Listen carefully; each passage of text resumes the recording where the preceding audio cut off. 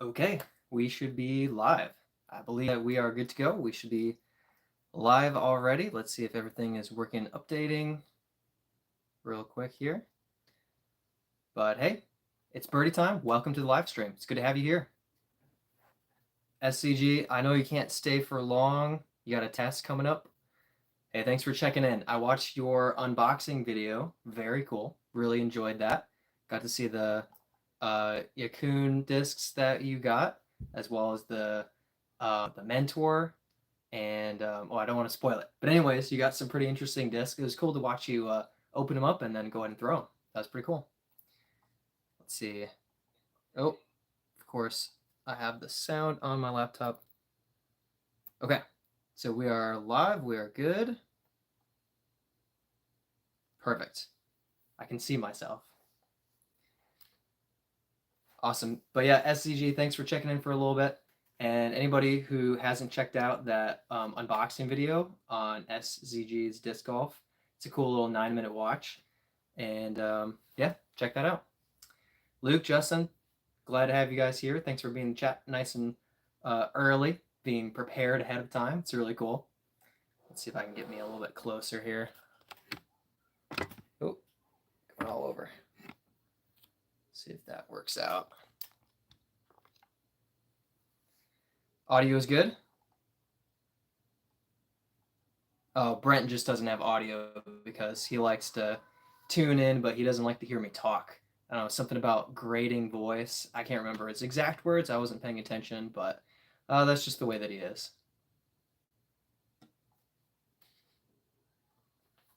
Yeah, that was you. Your buddy was doing the opening and everything, but it's the SZG channel that put that video out, which is pretty sweet. Alice played today. All right. Heck yeah. Actually got out on the course. Was it cold or was it just fantastic weather? I'm betting it was still probably a little bit cold, but still, you got to get out there. That's really, really awesome. How was the round? How'd you play? Still trying to get adjusted here. And the graphics card came in. Heck yeah. Heck yeah, dude. Things are looking up for you. Things are on the rise. That's great. That's really great. Israel, welcome to the chat. Thanks for checking in and hanging out.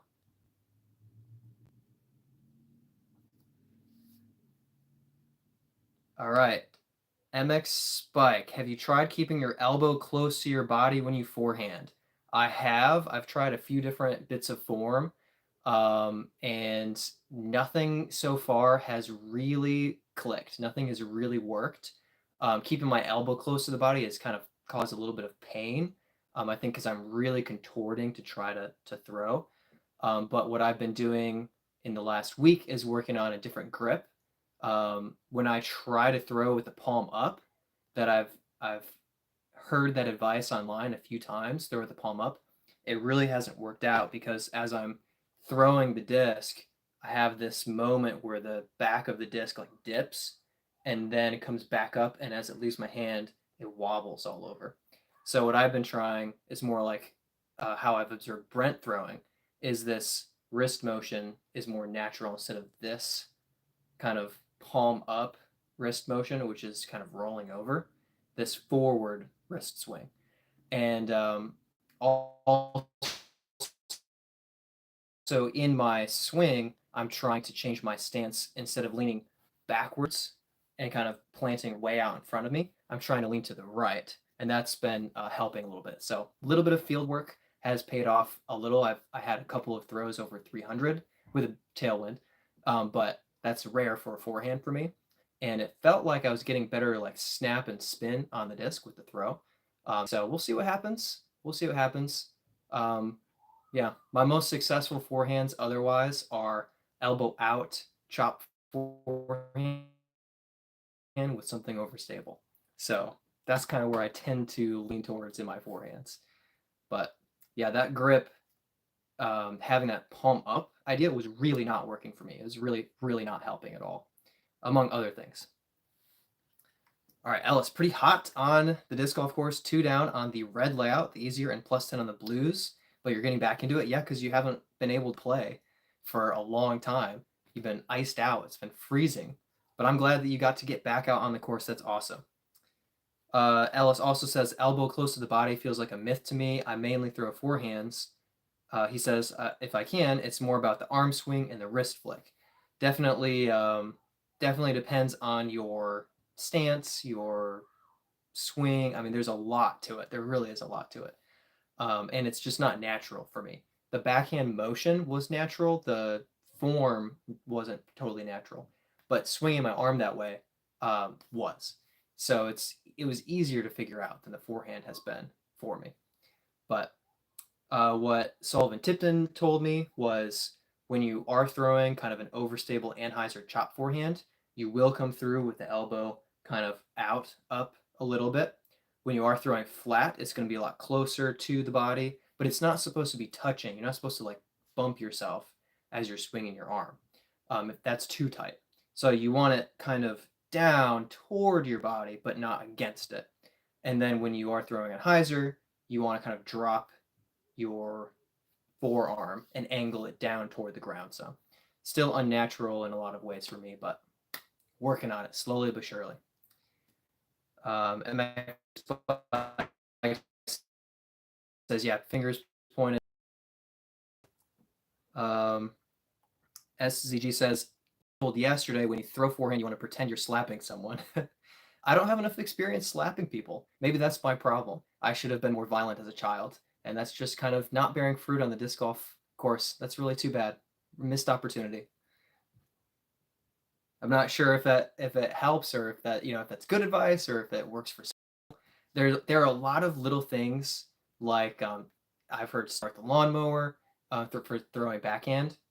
That for some people it like unlocks it in their mind. They're like, oh, I'm supposed to throw like this. But at the same time, for other people, we hear start the lawnmower and we think of a different motion for whatever reason, or it just doesn't make sense, doesn't quite click. So sometimes, like, oh, slap someone, that might really work for a few people, and then someone else might be like, what does that even mean? I don't even know how to slap somebody. I haven't slapped someone in years. And if they're out of practice with slapping, then just makes it hard. Just makes it tough. Israel says, do you throw in Florida? I've seen you playing practice rounds. It's still kind of cold. This week will finally be nice enough to play a couple of rounds. So Florida, I lived in Florida 2 months ago, and let me rephrase. I lived in Florida for 3 years up until 2 months ago. There we go. Got it.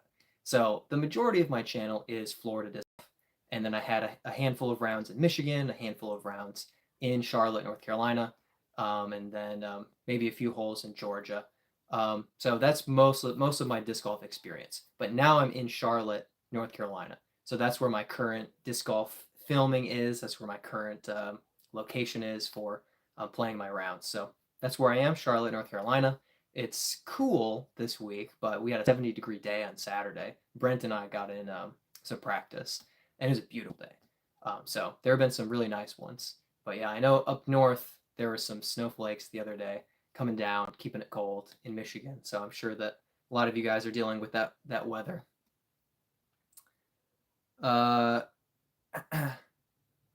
Mike says that chop you're gonna get only that overstable turn. I throw more of a flex shot for longer distance. Yes.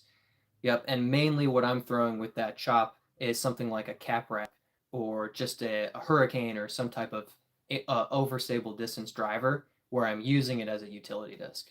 So I'm basically forgetting about how it flies backhand for me, and I'm just throwing it to kind of swing through the woods on a line and then finish to the right.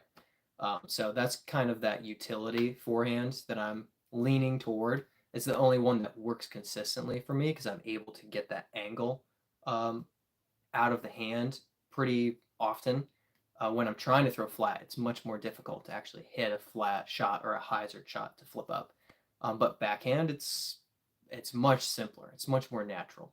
It's very interesting. But yeah, that kind of Anheuser line is good for certain situations where you want to hit a gap and you are able to finish off to the right. Then you're able to throw an overstable disc and just kind of swing it and fade. But yeah, you can only throw it so far. If you want massive distance like Sullivan Tipton, he likes to throw that touchy flip up shot that just drifts to the right. It goes crazy far, and he's got that dialed. Ellis says, I was the opposite. Forehand felt more natural to me because I played tennis, squash, racket sports, etc., where forehands are quite dominant. Yeah, yeah. I played a lot of frisbee, just kind of growing up in the backyard, and then ultimate frisbee when I could, and then in college. So the grip was very different, and the run up is different. But at least that arm swing, I was more familiar with it. But I never played baseball, which in the U.S. most people who are like great with forehand are like, oh, it's just like throwing a baseball. But that doesn't help me because I learned how to throw a baseball like this, and that's not how you throw forehand. So it just, it doesn't translate in my mind when someone's like, oh, just like pitch a baseball, and I'm like, that I didn't do that. I didn't play in my baseball team. I was playing soccer, the great American sport, soccer, football, the European sport, and then frisbee. So not as natural. I need to plug my phone in because it died last time. So I'm gonna get my phone charger. While I'm gone, watch my shelf of discs.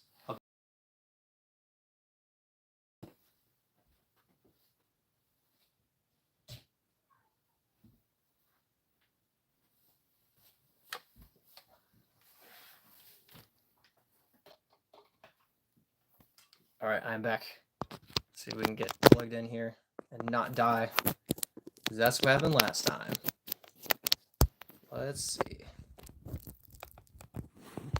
All right, that seems good. Let's see if we're charging. Let's see. Okay, we should be good.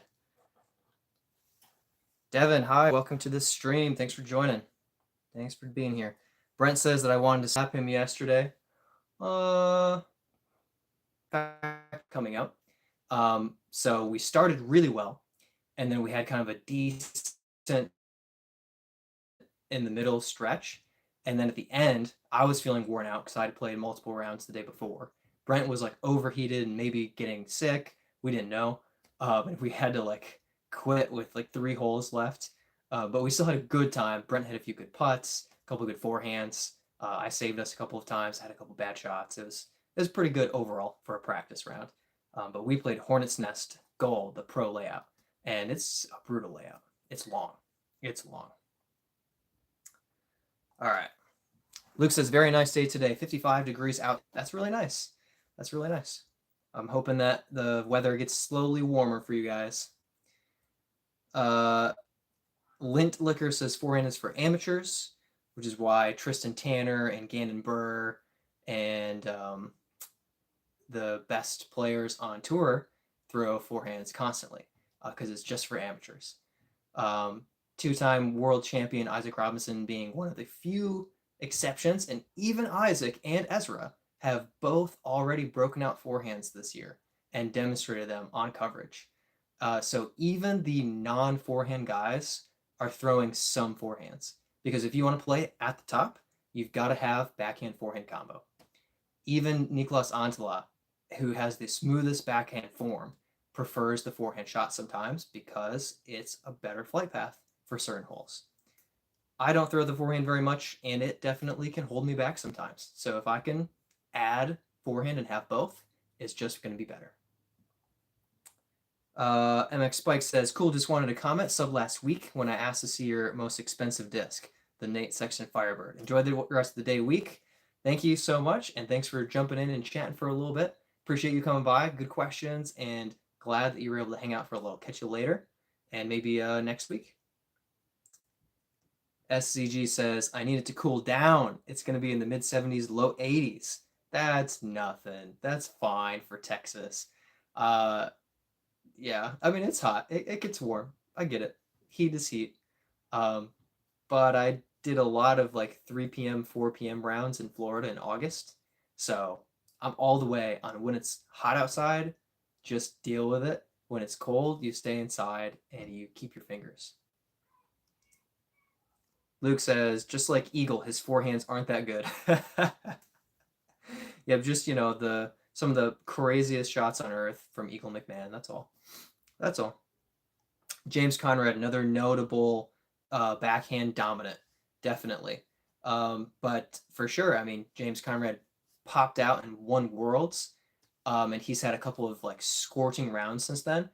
But he doesn't place top three very often, and I think a portion of that is if he had a forehand that was almost as good as his backhand, he'd probably jump up, 5, 10 spots on the tour. But if he's only going to throw backhands, you know, not every course allows you to do that and compete with everyone else. Sometimes you have to have a low skipping forehand and you can't throw the high turning shot. I would know I've tried those high turning shots. But yeah, he's definitely a successful disc golfer, very little forehand. But if he had it, he'd be a little bit better. Got to get back to work. Look forward to seeing you crush your tournament. Thank you, Israel. And I've got a tournament Saturday coming up. And Friday. I have two tournaments, Friday and Saturday. Yeah, pretty sure. Real says, "Hey bro, how are you? Doing good? How are you? Thanks for joining us. We're just hanging out, having a good time, chatting disc golf for the most part." SCG says, "If that's how warm it is in early March, the summer is going to be brutal." Yeah, well, sometimes you really get that like heat early, and then it kind of like breaks for 2, 3 months, and then it comes back in the summer. So you never know, but yeah, it might be a little bit hot out for sure. Jan says, "What's going on, man? You watched the fights last night? I did not watch any fights last night. I saw that there was a basketball game at some point, but I didn't pay any attention to it because I don't watch sports. But cool, cool, cool. Well, I left my piece of paper over there. That's too bad. Oh well. So I'm wondering if you guys got any more rounds in this weekend. Did you guys get to get out on the course? Did you get to play? I know that Ellis got out there, which is good. He's been just waiting to get out on the course for forever. So it's about time. But at Renski, which is a kind of easier course. I shouldn't say it, too local, but it's a Charlotte course, and it's very interesting because Renski is kind of maybe like a 240-foot average course, all par threes, and then Renaissance has two or three layouts, and the gold layout is a full like long to longs, like pro level, insane layout, multiple 700-foot plus par fours and fives. Um, but they're connected, and actually, the bigger course comes around and shares a couple of baskets and tee pads with the short course, but you combine two of the holes or three of the holes to play the gold course layout. So it's a little bit like of overlap there, but the Renaissance Gold is like this brutal course, and then Renski is like this friendly, like have a good time. You're going 5 down, and you're like, oh, that's fine. It's not great, but it's good, and you're just having a good time. So my brother and I played 2 rounds to practice, and we got 10 down both times. We tied, and both times we did a playoff, and I won. So I was very proud of that, very happy about that. But he played in a tournament today where they played 3 rounds at Renski. So he had 3 rounds today, and he was pretty tired. But the last one, I caddied for him, and he played in the same division as Michael Johansson, who crushed it. He was just killing it out there. I think he had a couple of 13 and 14 downs. So he was really shredding for sure. But it's cool. I got to see him throw and putt on a hole behind me, and I told Michael that he was playing really well. He said thanks. He didn't care about me, but he was winning his money. Luke just played today. Heck yeah. What course did you play? I'm not too familiar, but did you play one of the what is it? The Deerfield Park, maybe? Brent says, "Have you shown off the Rocket League disc yet?" All right, so I guess that cat's out of the bag. I got to show this now.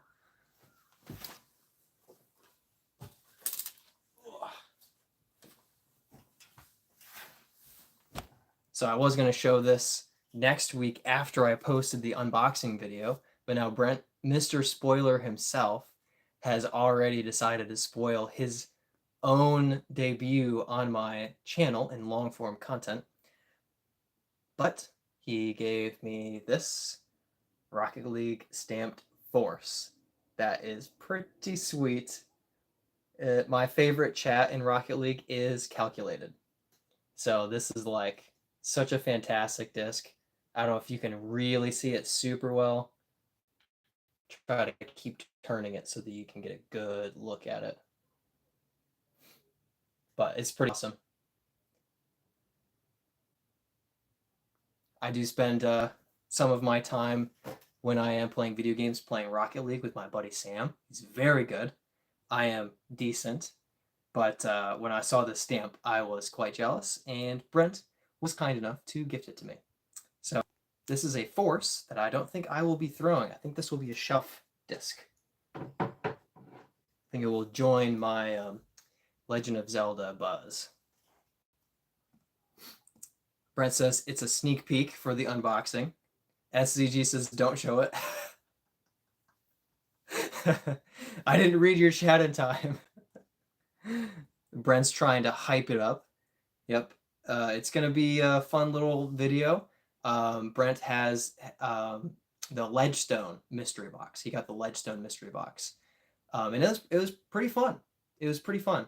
And every Ledgestone mystery box comes with some sort of grand prize with labeled odds of what you might get. And some of those grand prizes are pretty nice, but you're guaranteed some type of grand prize. And they range from like a disc to a cart with, you know, everything in between. So you guys have to watch and find out exactly what Brent got for his grand prize, because it's going to be something. You got something. Yeah, it's pretty cool. It was fun. And yeah, one of the discs, the calculated Rocket League disc, it's a good one. I'm really happy I have that. Of course, Brent's trying to get that all hyped up for his YouTube debut. Luke played Deerfield and played around 930 rated. Heck yeah.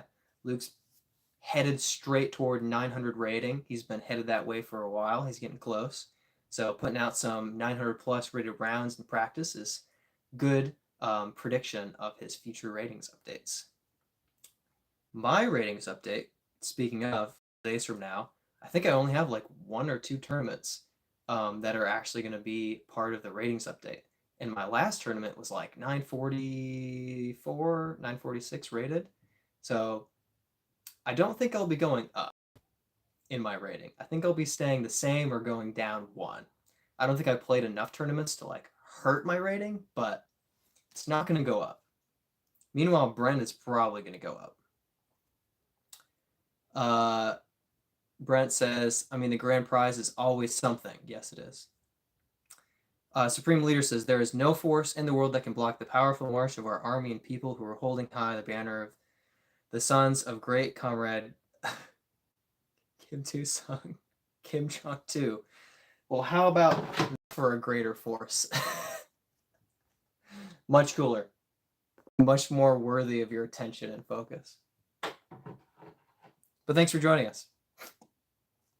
Tuesday's ratings day. How do you think your update will be? I already answered that question, Brent. Brent's slow. He doesn't hear. He's not listening. He's just kind of chatting with the volume off. So he's trying to come up with like the Luke questions, but he's just falling behind. He's falling behind. SCG says, what was your favorite disc in the mystery box video this morning? I'm very interested in that Mentor that you pulled because let's see, is that Discmania technically, or is that Thought Space? I think it's Discmania. Oops, I almost closed that. Let me see. I think it's Discmania. Yes, Discmania Mentor. And I do like my Discmania drivers. I have the FD1 for my stable fairway and the Enigma for my kind of stable to gently understable distance driver. So yeah, I like the Mentor. I'd really like to give it a try myself. That would be a sweet disc to throw. But I liked how you tried out the putter. I thought that was really fun. So putter is like my second favorite. Mentor and then putter. Brent said I asked you before you started talking about it. I don't know. I don't know if that's true. Probably not. I don't think that's true. I think he's making it up. Guided reading says, why can't stores be tech and innovative? If we're talking about disc golf stores, um, some small stores are doing a good job of having tech discs on hand so that you can go into the store, you can throw a tech disc, and based on your spin rate, your hyzer, your nose angle, etc., and your speed, they will recommend discs for you that should fly a good distance and have a controllable flight path and will suit your bag. So certain disc golf stores are actually doing a very good job of being innovative and upping their tech experience and understanding. But not everybody is. Thomas says, will frisbees defeat the powerful army of King Jong 2? Maybe not frisbees, but discs might. They're designed to throw further and faster than the Whammo frisbee discs, the ultimate discs, which have much more rounded edge to them. Frisbee, not really a big deal. It hurts if you get hit, but it's not really a problem.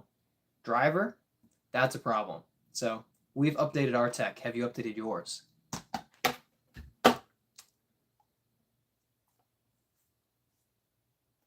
So I would like to throw that mentor. That'd be pretty fun. Did you guys end up watching my practice round at Nevin? Have any of you ever played Nevin? I'm curious. It's definitely a kind of a destination course for people who come to USDGC when they watch USDGC or the Pro Tour Championship of the year. A lot of times people will try to like try out the local Charlotte courses when they're not in use for the tournaments, of course. I know that some people have played Hornets and Nevin around the time of USDGC, provided that they're open before they roll over into the Pro Tour Championship. But it's a tough one. It's a brutal course. Brutal course. SCG has it on his YouTube watch list. Thank you very much, sir. Really appreciate it. It's gonna be a fun one. It's gonna be a fun one. It's a little bit of a long video, so be ready for me to talk for a half hour. Of course, you're on a live stream where I talk for 3 hours, so you're gonna love it. Brent says, what's your favorite hole at Hornet's Nest Gold? Favorite hole at Hornet's Nest Gold? It's a great question. I don't know. So I like the hole. Oh gosh, now I have to count.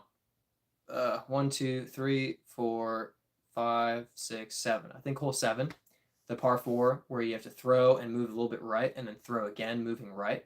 I kind of like that hole because a lot of people get in trouble with that OB, and it's not a hole that's directly suited for the backhand player, but I like to throw the understable turning backhand shots. So I feel pretty good about staying in bounds and parring or having a putt at birdie on that hole. And so I kind of like that it's a bit of a challenge for me, but I feel like it's a challenge that I can handle. Some of those are like, they're a challenge that are not made for my caliber of skills. They're next level. So that one's one of my favorites. Hole 7 at Hornet's Nest, the gold layout. It's pretty fun. I guess it's just the normal layout too, but yeah. Yep. SCG says, been swamped studying. Yeah, can't always watch everything. Can't always watch everything.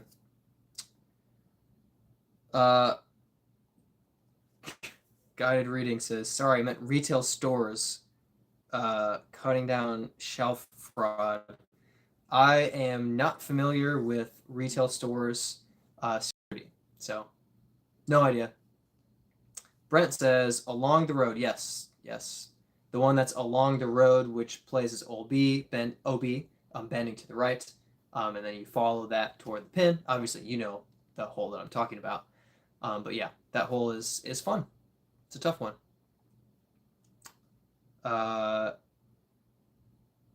Attention says, attention, please end this live or you will get banned.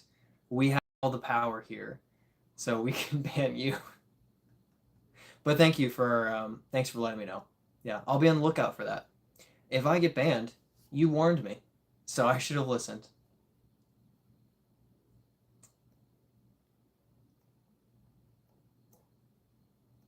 So do you guys know Chandler Fry?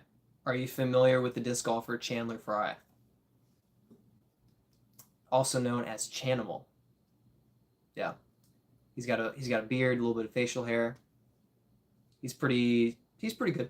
He's pretty good. He's won 100,000 roughly $100,000 in cash playing on the Pro Tour and other, open events. Pretty successful disc golfer. Well, he may or may not be a fan of Birdie Time. I got a comment. It's not necessarily him, but I got a comment from Chandler Fry 8271 on my short. It's always player two, where I threw the forehand with the cap wrap and skipped it in from like 110 feet. And Chandler Fry is a subscriber. So that's my new claim to fame. Chandler Fry is a fan of Birdie Time. I'm not sure that I can publicize that and try to advertise it, but it's supposedly him. There's no way of knowing. He doesn't have any videos on his channel. But yeah, that one is one of the comments of the week.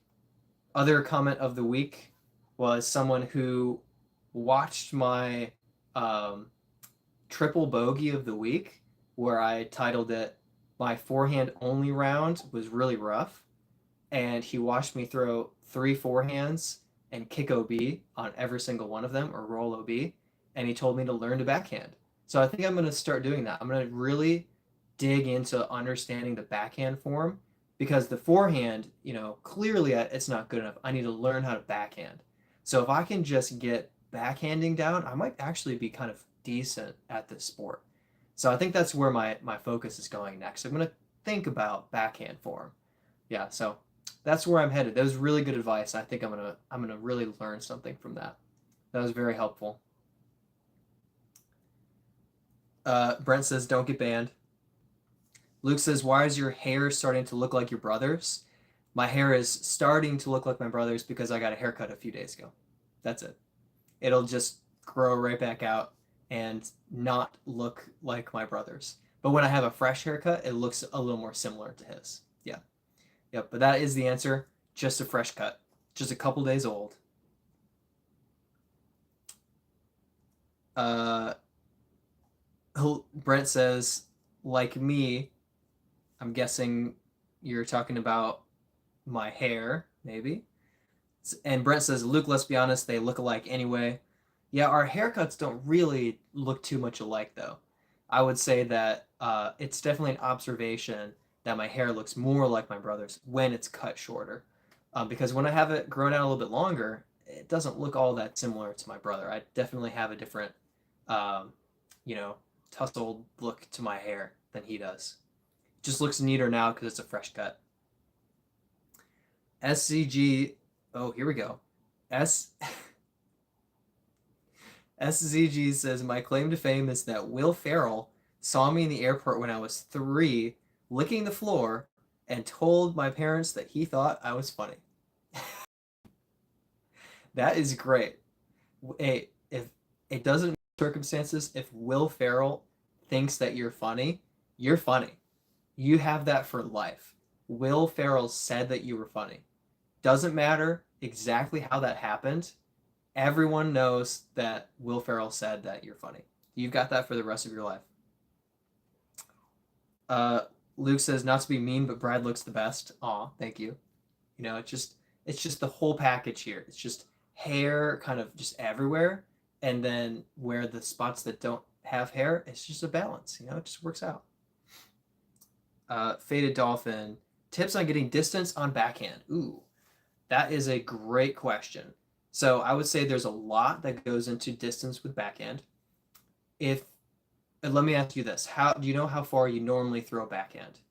Because it's different. Different people will mean something different when they want like increased distance. So are you asking about how to throw 450 feet, 500 feet, or are you asking how to go from 200 to 250 to 300? So yeah, what distance roughly are we throwing, and what distance are we kind of aiming at to get to? Brent says, I wish Jacob were here to snap back. That would be funny. Yeah, maybe he'll stop in later. Finley says hi. Finley, thanks for joining us. Appreciate you being here, hanging out, having a good time. Uh, Luke says it would be great. Yep. Jake might drop by later. We'll see. We'll see. He might swing through here. He was pretty wiped out from his tournament, so he might not be conscious. Or maybe he's playing Age of Empires. I have no idea.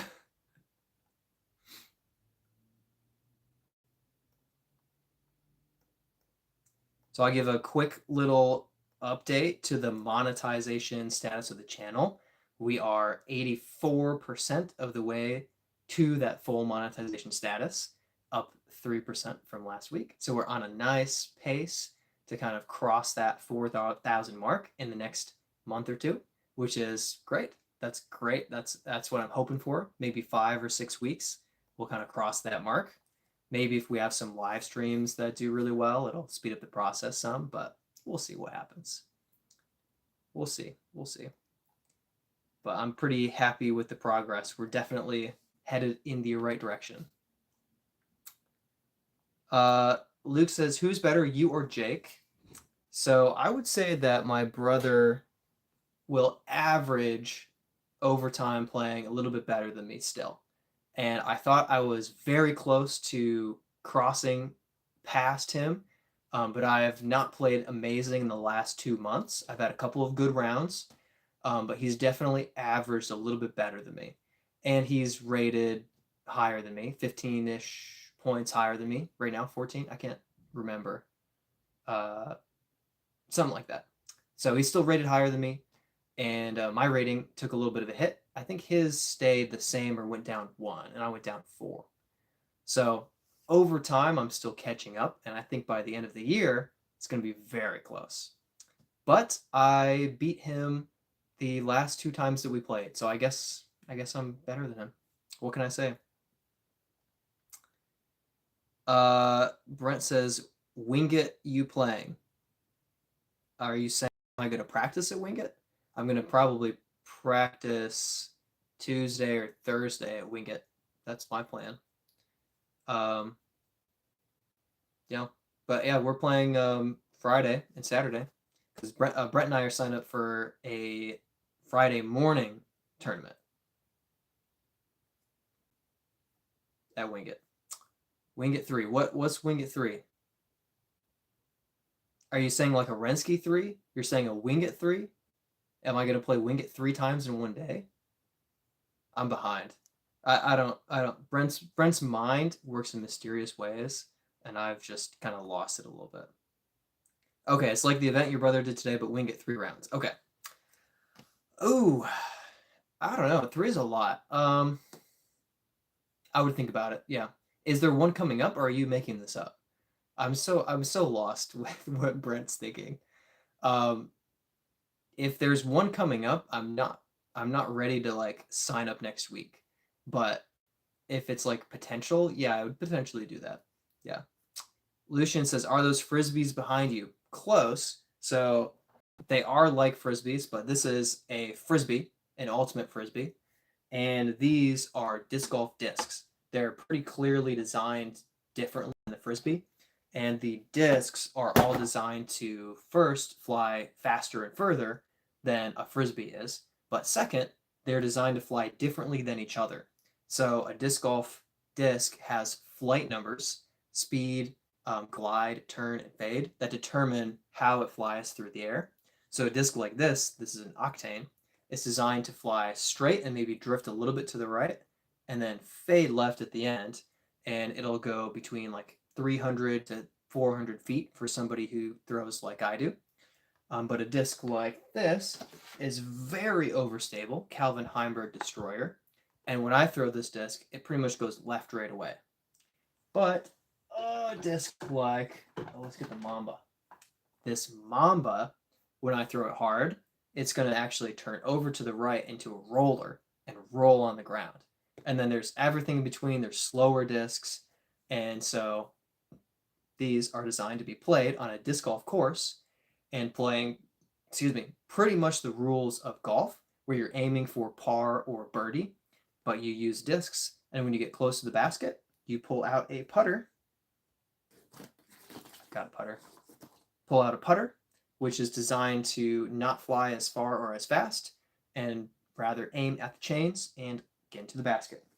So they are very similar to frisbees in their idea, but the execution is quite a bit different with discs. But good question. Thanks for joining us, Lucian. Very common question when people see. I also get, are those plates behind you? I get that one a lot. But yeah, they are disc golf discs. Brent says, your brother told me he thought you'd surpass him this year, but that was in December when you hadn't had that bad January. Yep, I'm still headed upwards, further up, further in, as they say in the Chronicles of Narnia. But yeah, I would just say that it was a mediocre couple of months, the last 2 months, but my practice round at Nevin was pretty good. So I think that there are signs that there's a lot of good elements to my game. But switching from Florida golf to Charlotte golf and just like jumping in for a couple of months was, a hit on the rating, playing courses that I've only played 2 or 3 times in my life, versus, courses that I've played every year, a couple times every year over the last couple of years. So definitely some adjustments there, for sure. But still thinking that I'm pushing up, and just a short little minor ratings setback. At least I hope. Clayton says, could I be modded? It's a great question, Clayton. I will consider your case. And basically, I take a couple weeks to assign mod. Some of the mods that we have now were already here for a few weeks. And then when we had a bunch of spam, I started making mods. So you are on the list. You're at the top of the list, I'll even say. But keep coming back another week or two, and you might find yourself to be a mod. Yeah. But I definitely am just a little bit delayed in making someone a mod, just a little, to I just like to hesitate and be sure of my decisions. But that's not a no. So just keep hanging around. Brent, I think you have to beat me if you want to surpass your brother. Yeah, I do. Yeah. But you're not that good, so it shouldn't be a problem. Brent has beaten me every time that we have played against each other, and I think it's been 4 or 5 times now. Not counting the time that we played 8 holes. You played out of order and aced on me and then walked off the course because your lunch break was over. Doesn't count. Doesn't count. He says, okay, buddy. Brent's putting was pretty good. My putting's been a little rough since I came to Charlotte. I think part of it is I'm so used to it being humid, warm and humid, and my hands have been so dry, and it really affects my putting. But it's getting warmer anyway, and I've had some really good putting lately. And I had something that was a little bit off with my putting form from Circle 2, where I was just kind of holding the disc odd, and I would release it and pull it right, a lot. And I just the other day kind of figured out how I was gripping the disc wrong and kind of fixed that putting style and got it going more straight at the chains instead of drifting too much to the right. So I think some good putting days are ahead for me. Brent says, do I need to pull up the receipts? What he means by that is the UDisc scores, because they don't lie. No, you don't need to pull up the receipts. I already admitted. Coop said, what was the grip change you did? That is a great question, and it's hard to describe it exactly. Let me see if I can even.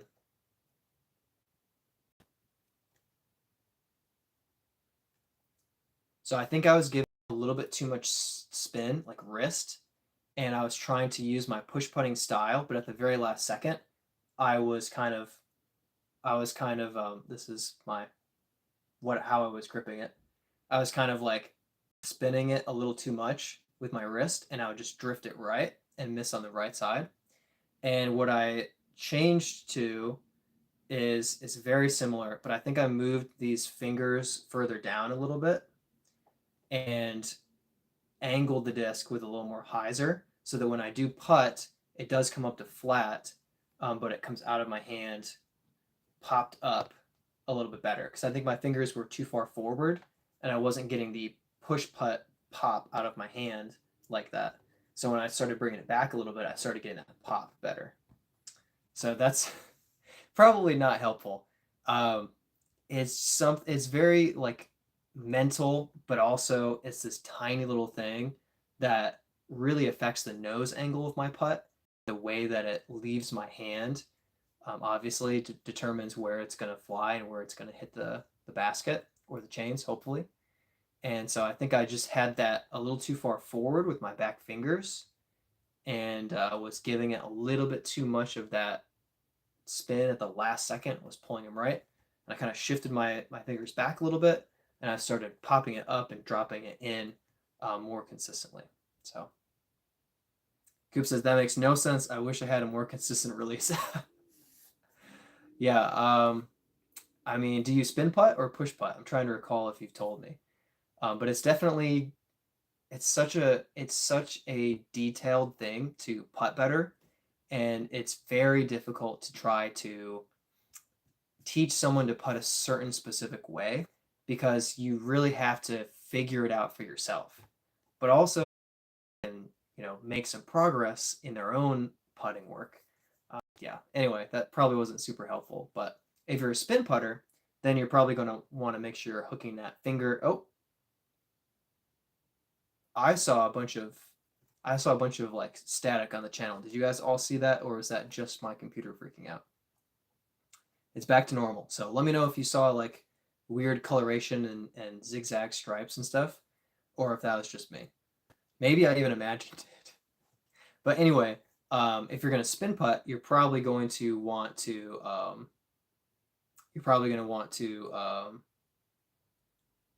get the index finger under the rim. And Coop says, you read that wrong. He said, no, that makes sense. Not, that makes no sense. That's my bad. I read that wrong. I totally read that wrong. Coop says, I have a mix of both, I think. Yeah, a little bit of spin, a little bit of push. Yep, yep. Empire says, that's actually a change I recently made in my putt, and it did help drastically. Wow. That's really good to know. That's really good to hear. Yeah, it really is something that's unique to every person. And there are a couple of standards for putting, but I mean, even Gannon, I would say, doesn't putt the standard way. Like he has his own bit of form and style that he's figured out for himself. He has his feet a little bit differently. He comes from a different spot. And obviously his spot is higher off the ground than it is for most of us. And he putts super fast and he's able to make his putter move really quickly. And meanwhile, I'm not able to do that. I don't have his wingspan and I don't like that spinny putt. So I push putt up above the basket and I have to kind of plan my shot shape to drop into the chains at the right time. So it's definitely something that's unique for everybody. Brent has a pretty casual style where he kind of just steps up and just kind of puts it at the basket. And his putt is more spinny. It looks like it's on line the whole time and then hits the cage and never goes in. Just kidding. But he's really mad about that, I guarantee you. But he has a very like consistent style that looks like it's going in the whole time. But then sometimes if it doesn't have enough, it'll drop into the cage or it'll hyzer out. Mine is more like if you're not behind me or near me, it probably doesn't look like it's going in. And then it like drops in. You're like, oh, it went in. So it doesn't look like it's online the whole time. It kind of deviates from that path, but then comes in. But when I do miss, I don't miss 30 feet long. I miss by like 12 feet, 14 feet. Sounds like it did freeze for a second, but it's good now. SCG needs to head out. Thank you for joining us, dude. Good luck with the studying. Every week, you got to get ready for the week of school, of classes.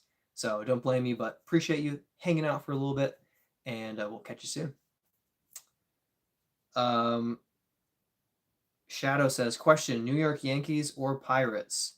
I'm guessing those are baseball teams. I've heard of the Yankees.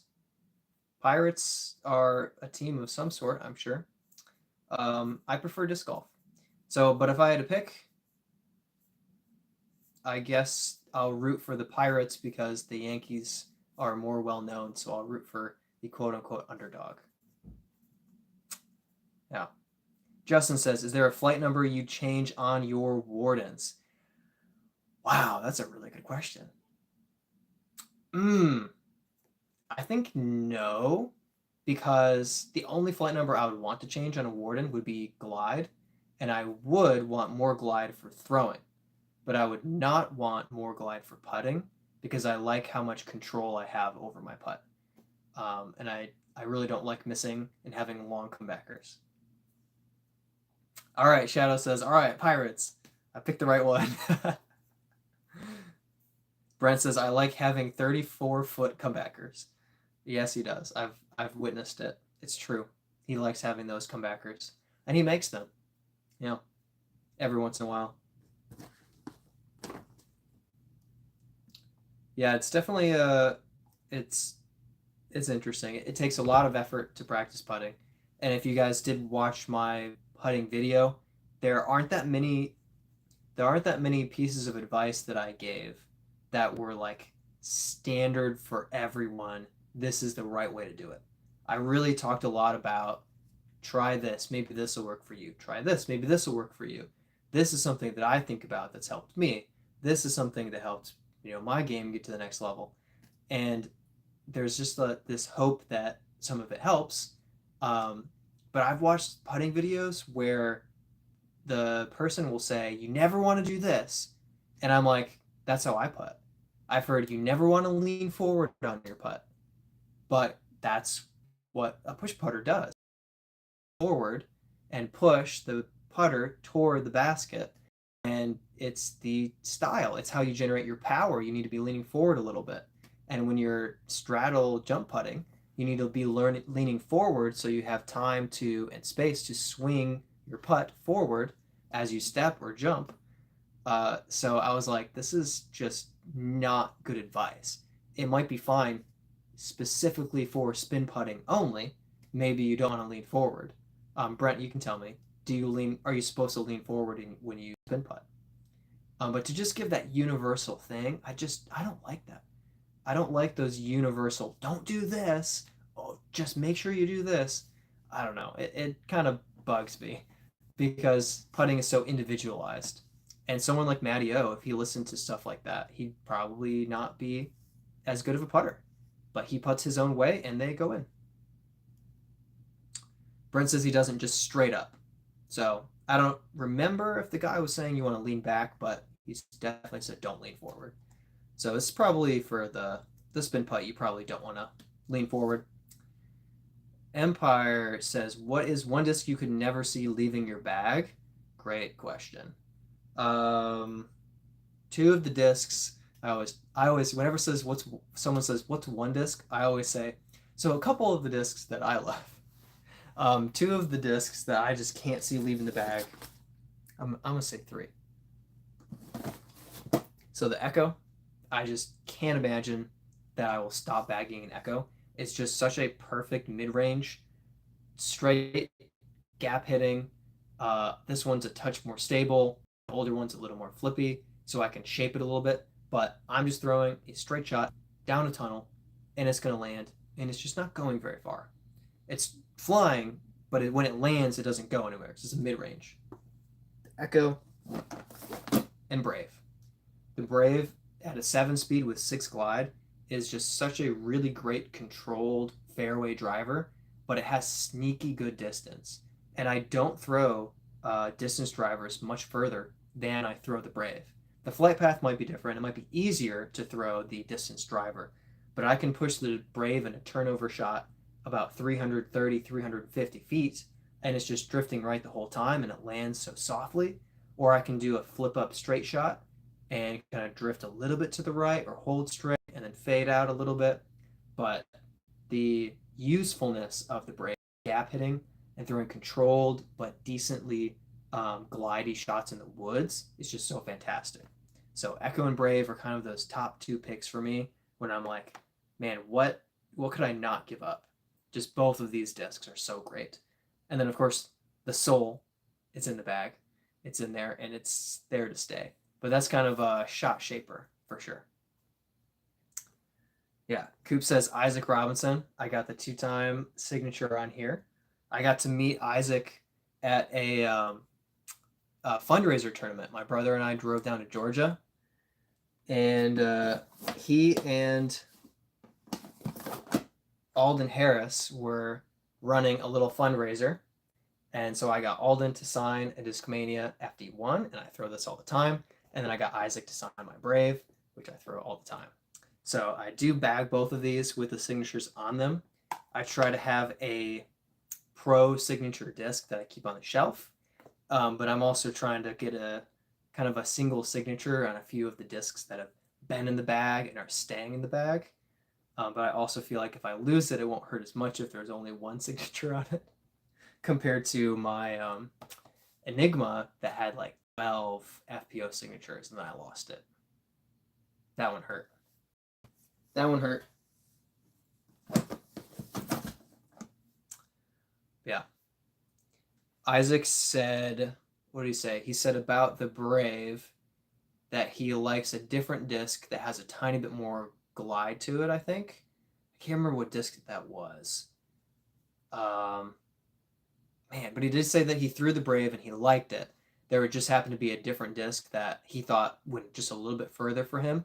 And I'm honestly, I bet that it's a little more stable. That's my guess, because I'm guessing when he throws the Brave, it drifts a little too much for him.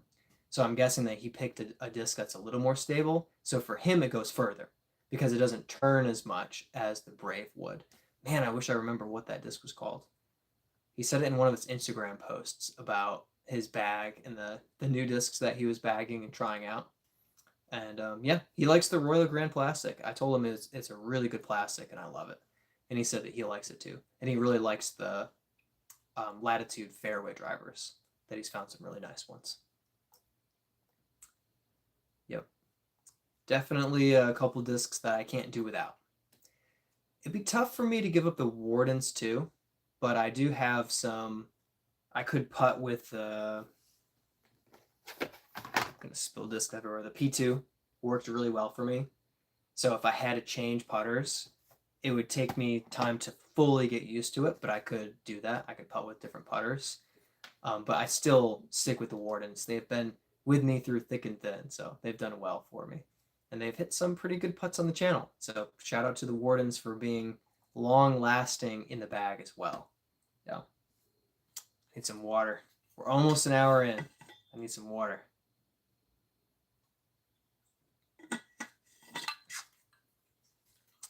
Well, I wanted to do this. Can I not? Oh, I can create a poll. I wanted to do a Q&A. Oh, well. Too bad. So I had a question for you guys. What is one of the coolest or unique mini marker discs that you have? I've seen like I've seen the Mini Buzz, Mini M4, stuff like that. But I've seen some pretty interesting ones, like who was it? Somebody had a cookie printed mini disc. I thought that was really awesome. It really looks like a cookie. So it looks like they're putting a cookie on the ground when they're marking their disc. That was one of the coolest ones that I've seen. I also have this one I think this one's also Buzz. Yep. So this one is a mini Buzz that I have, and it's like the bigger mini. So if you want to, like, you can throw this and it will fly. It's fully shaped like a Buzz. Like, it has the rim and everything.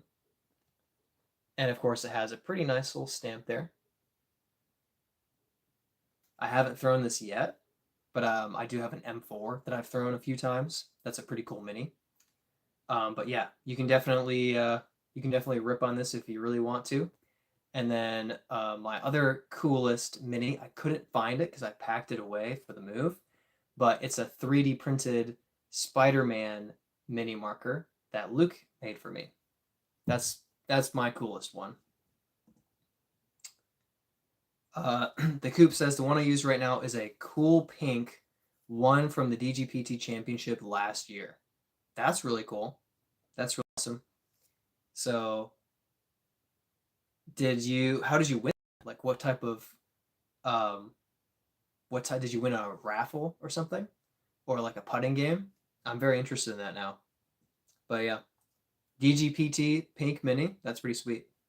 AVB says, "Yo, brother in chat, what's good?" Good to see you, man. Thanks for hopping in. Appreciate you joining us and hanging out. We're having a good time. We're having a good time. I've been playing in Charlotte, getting some practice in for the Queen City Gambit up in a couple of weeks. I've got to get in some practice at Wingate for a championship, point series championship this weekend. It is going to be unsanctioned, so I have a chance to win cash, but I have to beat Brent. So, yep. Oh, Coop said, sorry, I made a typo. I meant one, not one. Oh, gotcha. So a cool pink one, not a cool pink one from the DGPT championship. So that's my bad. AVB says, tried the new Big Germ Tempo today. Immediately became my new favorite approach over the A3. Have you tried it? Yes, I just tried it on Thursday, and it was very windy out, so it was a little bit hard to get kind of a good idea of exactly how it flew. But I liked it. I liked it. It's definitely stable. It's definitely stable, but that's not a bad thing. That definitely has its place. Right now, I have the taco for that slot where I want to throw a stable mid range and move left quickly. I think the tempo is not as overstable as that taco flies for me. If you've seen me throw it, it kind of dumps pretty quick. Um, so it's kind of in between the echo and the taco.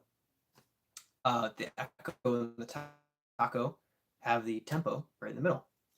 But I like it. It's a good disc, and I'm kind of in the early stages of thinking about it being in my bag.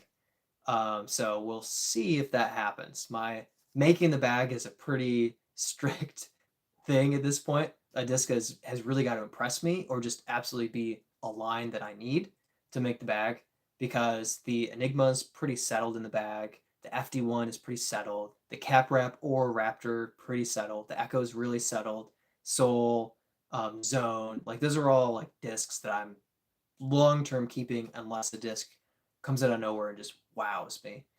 So it'll be a little hard to make space for the tempo, but it's possible that I could take something out and slide it in there. I need to keep throwing it, but I'm glad that you found that it made your bag. And the A3, all the A's are overstable, right? So I think the A3, let's see, A, that's Prodigy, so higher number is less stable. So that makes sense. A3 being not as overstable. The tempo could fit in that slot. Yeah. Yeah. Coop got it from being a volunteer. Okay. So you won it. You won it for volunteering, right? That's cool though. That's cool. Yeah, it's cool. How was being a volunteer at the DGPT championship? I spectated a year and a half ago, and then last year I didn't make it happen with a lot of busyness going back and forth between Charlotte and Florida. So I didn't make the Pro Tour Championship. I went to USDGC and made that happen. But it was fun watching. I imagine volunteering can be chaotic. There's definitely a lot of things going on. Vendors. Were you a spotter or were you like parking lot? Like, what'd you do? Yeah, there's a lot of little things that it's crazy how much a Pro Tour event relies on volunteers to help it work because if they had to pay people to do everything that volunteers do, I don't know if they'd make any money. But it is cool. I think if you volunteer, you get a spectator pass usually. I think that's true, which is pretty awesome. AVB says, agreed, much more stable than I thought, which for me is perfect. Yeah. Yeah, it definitely has, like, I can tell the tempo is good, but it's just that question of, is it the stability that I want? Is it the stability that works for specific flight paths that you're going to be throwing? I think in Charlotte, the answer is that it is a good disc. It's a useful disc for a lot of wooded lines with controllable stability, but not like it's not a zone. It's not a zone OS just dumping out to the side. AVB says, curious, are there any pros you model your form game on? Ooh, that's a good question. Um, or any pros YouTubers that you take advice from? And that's directed at chat as well. So if you guys have pros that you really model your form after, or some YouTubers that you kind of get advice from, or pros that you get advice from. So I would say the biggest thing for me is I watched a Joel Freeman video. I think it was called Can't Throw Over 400 Feet, something like that. And he basically talked about how, for a lot of amateurs, this is going to be really cheesy. You're on the tee pad, and when you're running up doing the X step, you plant your last foot like in a straight line.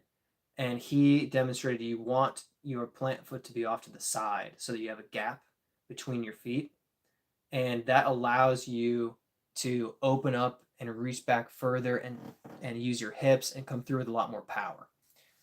So that video specifically, I thought was very good for coaching tee pad placement. Where are your feet going to go? Where are you going to end with your plant foot? And at that point, what is your body doing to get that disc moving?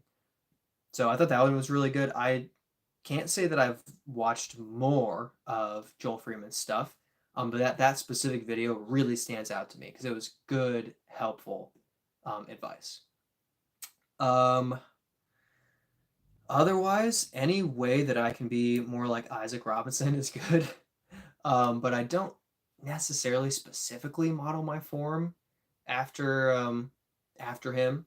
But I could benefit from it if I did. I do try to model a little bit of AB's forehand, and that's not to say that I can. But I've been trying to study it a little bit, watch it in slow motion, see his grip, and I'm trying to kind of level up my forehand game by kind of paying attention to the way that AB grips the disc and swings it. Because clearly, when I throw a forehand, he doesn't know what I'm supposed to do with it, and it doesn't come out right. It's all wobbly. So I'm kind of trying to analyze AB's forehand and see if I can learn something from that. The Coop says, I guess you could put it that way. It was a lot of fun. I was a scorekeeper, so I was assigned a card, and I would message another scorekeeper at the front of the card the results of each shot. Okay, gotcha. That's cool. Um, yeah, I mean, I've seen the scorekeepers out with the cards. I think that's one of the coolest ways to volunteer because you do have to pay attention more so than just spectate, but you're able to watch. You have to watch because you need to know the scores. And so were you putting in like distances and stuff, like from 45 feet, 33 feet, or was it just the because it's stats and scores, right? Or is it just scores? Micaiah says, what other sports besides disc golf could you see yourself playing if you had to choose one? One of the ones would be soccer. I played 15 years of soccer and JV in college, but I did get a little scholarship for that. And I could have seen myself going further in soccer, but I got to a point where I was good for my high school, which was pretty small. And then I went to a decent sized college, but still not a massive college. And I wasn't like I made the team, but I wasn't a starter. I wasn't great on the soccer team. And it was just kind of like that next level where everyone's an athlete and not like my high school soccer team where half of us were athletes and half of us weren't not really athletes, but they were on the team because they liked the sport. Um, so it was a different league of play. But I was decent. Like I was competent. I was good. In practice, I was able to keep up with the team and everything. But I came to a point where I said, if I want to go somewhere with soccer, it basically has to be my life. Like I've got to put everything into this. And at the time, I was spending a lot of time with friends. I was really enjoying some of my classes and looking ahead to my career path as a youth pastor and something that I very highly valued.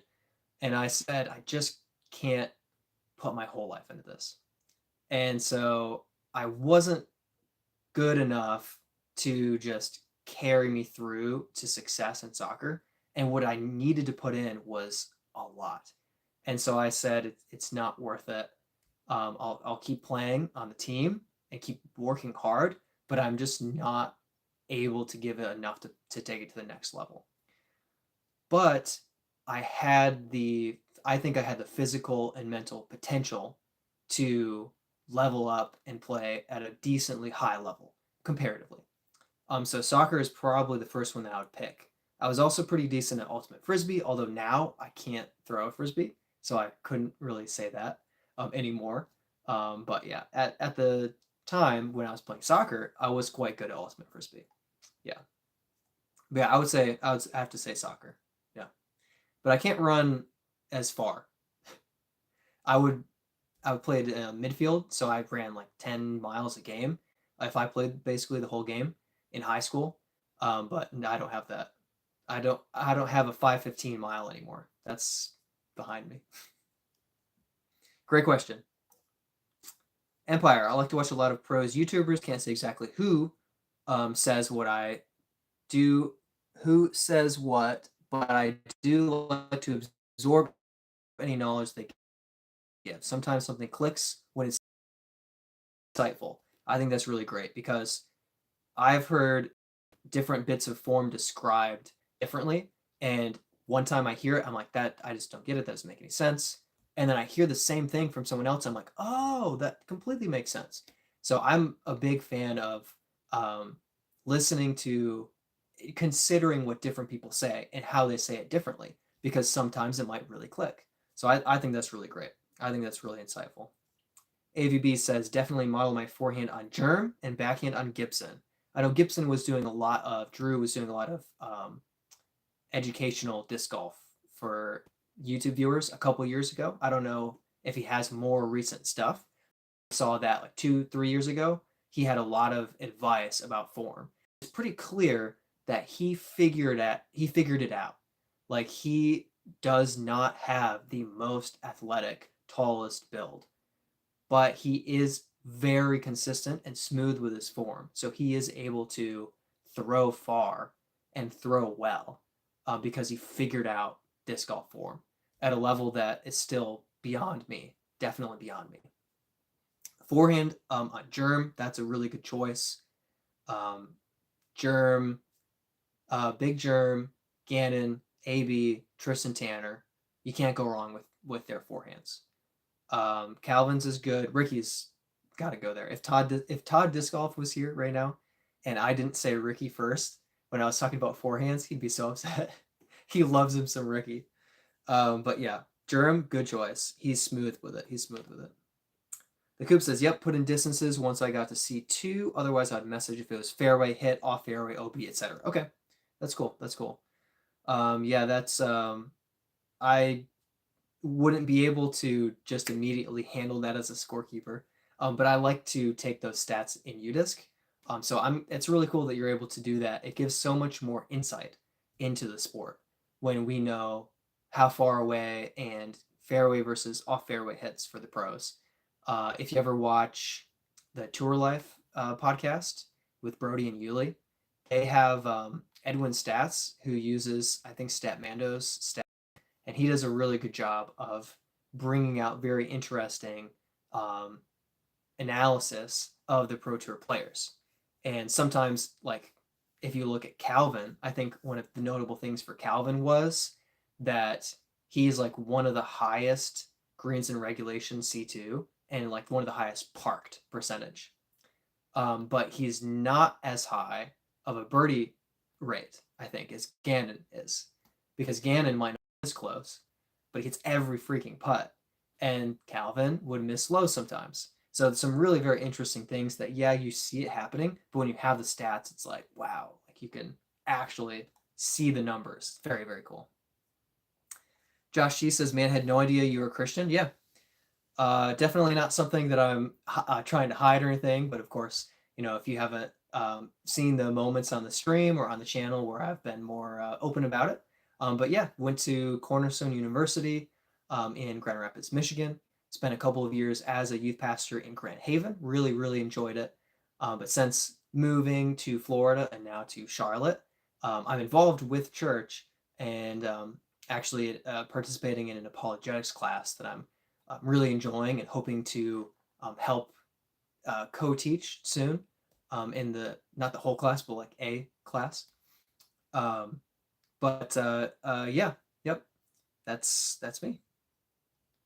A couple of years back, I had not played disc golf yet, and I had a commentary series behind me. I have them. They're still here, but they're currently in boxes because I've been moving. But yeah, they would have been on the shelf behind me. But currently, they're really really heavy in these boxes that I had to get 2 stories up by myself. But yeah, I've still got them all. It's still very much a passion of mine, and kind of a matter of how much involvement will I have in ministry in the future. I'm not sure exactly how much, but I'm definitely going to stay involved. Um, but with disc golf and YouTube, it's important for me to work hard in disc golf and be a good disc golf and content creator to the best of my ability. But also, I have a platform and I want to glorify God with it, but I don't want to just beat everybody over the head with it and be like right in your face, like believe like I do, because it's important and it's what I care about. But yeah, I want to be able to build a trusting relationship with you guys as well. So try not to be rude about anything. AVB says, yeah, love to hear the youth pastor stuff. God bless. Yeah, I wish that I'd been interested in disc golf as a youth pastor. It would have been a very fun activity to try to do a little bit of putting or maybe teaching about disc golf. We did some frisbee stuff, so we were throwing frisbees around. I also did not have the most athletic youth group. Let's see. I don't think any of my old youth group is watching, but I did not have the most athletic group of kids. So we did a lot of ping pong and Nintendo Switch. We weren't so much on the like basketball, tackle football, not so much. We had fun, but we didn't have like athletics in that youth group. We did have a lot of gamers, so we did have some like video game parties. One of the kids brought in an extra Switch, and we had like 8 of us playing Super Smash Bros. At the same time, and I did not realize how bad I was at Super Smash Bros. Until I played. Well, I knew I wasn't great, but I played with this kid and his brother who just wiped the floor with all of us. It was unbelievable. People get really, really good at Smash Bros. And you're talking to somebody who played Super Smash Bros. On the Nintendo 64. And yes, I mained Link, but sometimes Kirby. And I know that they're not the best, but I unlocked all of the characters and I went through all of their like platform levels and like played against the level 9 computer. Like I did all of that stuff. But it's another level. People are so, so good. It's unreal. Bryant, thanks for joining us, Bryant. Man, this year I played in like 4 or 5 tournaments and finished in last place in all of them in MPO. My attitude has been better, except this last one. It's quite a humbling experience. Yeah, man, it definitely happens. It's tough to get out there and not play like you want. It's tough to just get out there and not play like you want. It's brutal. So yeah, I'm sorry to hear that, but keep up the good attitude. It's so important to you don't have to perfectly control every emotion that you experience, but to present that kind of in control, responsible personality is so vital. And I know that you have that in you. You have that spirit um, of love for the sport and love for people. And it's not always easy to remain, kind in those circumstances. Um, but also don't hate on yourself. You're pretty cool. AVB says, Bryant, that just develops your mental game even better. A lot of my fighters that I trained would lose in these smokers, the practice fights. I didn't know that was a term. Get mentally strong from it and start winning over and over. That's really interesting. AVB, tell us more about the fighters that you train. I'm very interested in that. Coop says the first time I ever played disc golf was when I was in high school youth group, and I hated it. Got reintroduced in college and really started enjoying it. Very similar to me, except I played it in college and hated it because I was on the ultimate frisbee club team, intramurals, stuff like that. And then 3 years ago, played it again. My brother taught me how to grip the disc. And when I threw a decently far shot, I was like, whoa, I love this. And it's been 3 years just disc golf. And I've been loving it ever since. And now I'm thrilled that I get to plop down and talk with all of you guys about disc golf. Like, I never would have imagined this 4 years ago. Would never have crossed my mind. Like, this would not be something I would think of. And 2 years ago, I wouldn't have thought this would happen either. But I didn't buy all of these. A lot of these were tournament players packs. Oh my gosh, the amount of players pack discs I've gotten, unbelievable. Donated mystery boxes. Thank you, everyone who has given me discs, etc. Just like people giving me stuff. And then tournament credit, merge credit, which I roll over and buy discs for. So yeah, that's where most of them came from. I bought a few. But yeah, it's interesting. I had that experience where I hated it at first because I didn't know how to throw a disc. But when I learned, it was just like, bam, this is a great sport. Empire usually plays Pikachu, although I did like Link. Link is just not the best fighter. He's fun. He's fun to play with, but he's not the best. And I have too much loyalty to the Legend of Zelda franchise. So I always pick Link, and he's just not the best. It's just true. Bryant says, AVB, appreciate the encouragement. Yeah. Holden says, are you sponsored? Great question. So I don't have a manufacturer sponsor, but I do have a sponsorship with Chain Reactions.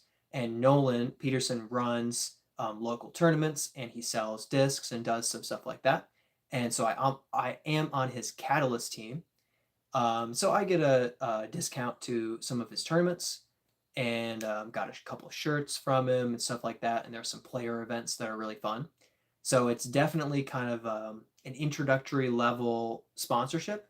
But over the course of the year, it's going to help me play more tournaments because I won't have to pay as much to play his tournaments. And I'll be perfectly honest, his tournaments are good. They're run well. They fill up because everybody wants to play them. So I would be playing those tournaments anyway. And so I'm able to represent the Chain Reactions team a little bit on the channel and have some benefit to Nolan and some benefit to myself. So it's a really great situation. I have another sponsorship that's kind of like, it's not completed in its entirety yet. It's not fully signed, I'll put it that way, that I'm really excited to be able to fully announce, and that's coming soon. AVB, bouncing off Holden's question, if not, what disc company would you want to be sponsored by? I love this question, and I lean toward Latitude 64 because the Royal Grand Plastic is so good. Streamline because the Cosmic Neutron Plastic is so good. And sometimes I say Dynamic because of the Wardens, but Discmania because I like several of their plastics. I like the Neo plastic, and I have the Enigmas. I like the S-Line, S-Blend? I-Blend? S-Line, I was right. The S-Line plastic is kind of that, like, grippy, but not too slick. A little bit of give to it. I love the S-Line plastic. So maybe Discmania. It's a tough choice. It's a tough choice. I would want to be open bag if possible. But if I had to switch, I think I could putt with the P2. And I think Discmania would probably be one of the easier switches. Putting would be probably much tougher to switch to Latitude, but I think I could do Latitude or Discmania for sure. Streamline for the Echo, it's probably not enough. Probably not enough. Dujit just made the stream. What's up? Thanks for joining us, man. Appreciate you being here. We're having a great time hanging out, just chatting, chilling, having a fun time talking about disc golf. Glad you're here. Thanks for joining us. The Coop says, Bryant had a rough go today. Started playing MA2 since I was placing high most of the time at MA3, placing highly. Sometimes just need to use the rough rounds to learn from and get better. Yeah, it's true. And it's tough because when you don't match up to how you want to play, it can it's not easy to just say, oh, I'll just learn from this. But it is a good mentality to be able to say, I'm not going to play at my ultimate potential every single time, but I can play at that potential and I can play better than how I played this time. And to have that mentality helps you move forward and get better. Because if you feel like you're just never going to play your potential or you're always going to play this bad, then you believe it. And you don't want to believe it because if you believe that you can be better, it's a goal you can actually head toward. Huckin says, can you demonstrate how you hold an 11 plus speed? So I will do this while. Oh, I'm missing a disc. I sure hope I did not leave that at Hornet's Nest. I hope I did not leave an Enigma at Hornet's Nest. Oh boy. Anyway, crisis. Experiencing a crisis here, but that's fine. I just don't have holding it. I think I threw it in the last hole. Holding it when I went to the car with Brent. I think I left it in the car. I hope. Anyway, yeah. So I don't power grip. If I did, I would probably power grip something like this. This is how. This is not my phone number, by the way. So don't call this guy. I'm gonna block it because it's some random guy. I got this used. So I would power grip if I was better, more experienced with the power grip. And I do, Johnny McCrae told me to hook the pinky below.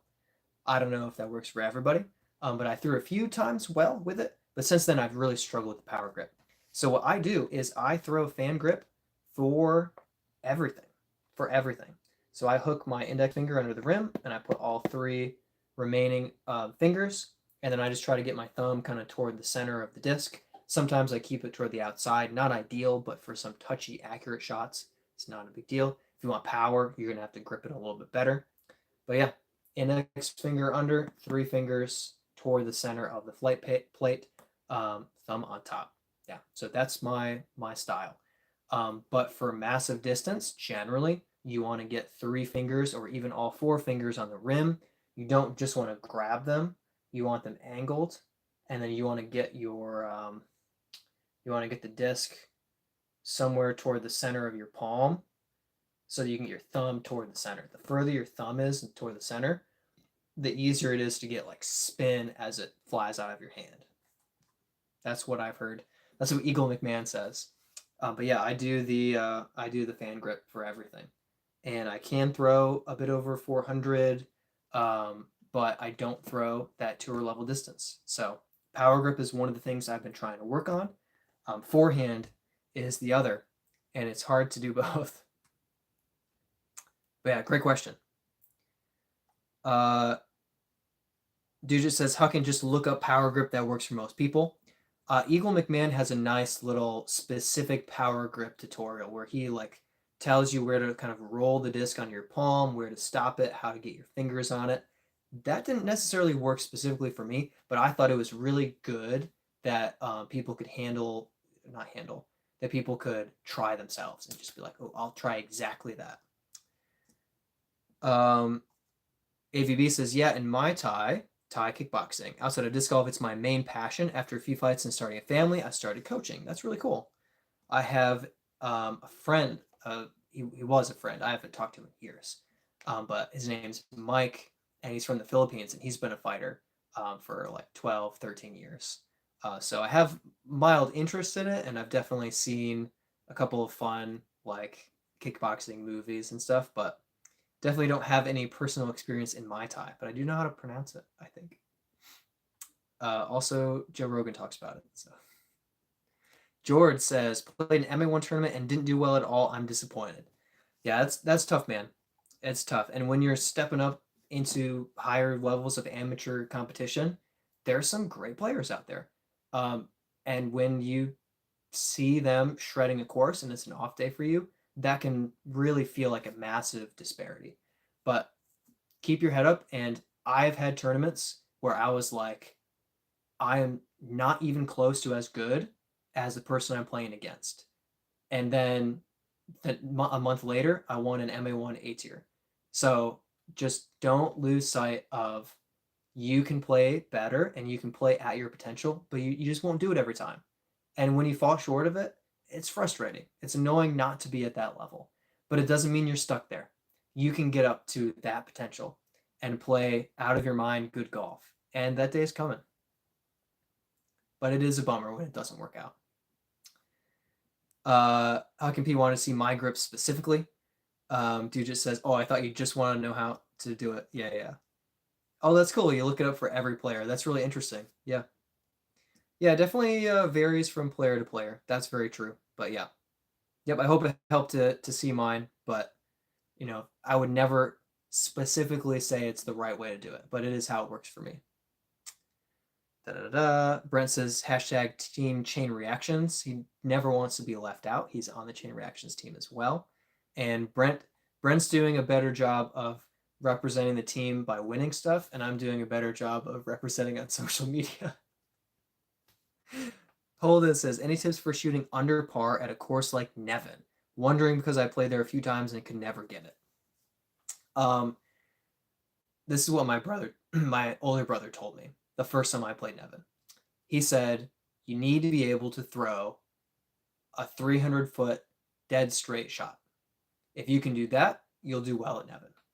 And I think that's essentially true. You really have to be able to hit a tunnel for 300 feet. And that's not easy. That's not a simple task. The main thing at Nevin is you need to control how your disc is going to land. Because if you are not landing and either A, staying where you landed, or B, planning your skip or spiking into the ground or whatever, then you're going to have a higher chance of moving out of the optimal landing zone. So a course like Nevin is not as much about distance as it is about saying, here's how far I can throw accurately, and here's my landing zone. I need to stay in that area. Because if I'm 30 feet outside of that area, there's 8 extra trees in the way. There's 12 extra trees in the way. So it's all about, can I hit this landing zone? So if kind of imagine it like this, like I'll give you an example. My birdie of the day today was a 603-foot par 4. If you just say, I birdied a 600-foot par 4 out of context, not at all impressive. I mean, it's good that, you can throw 300 twice.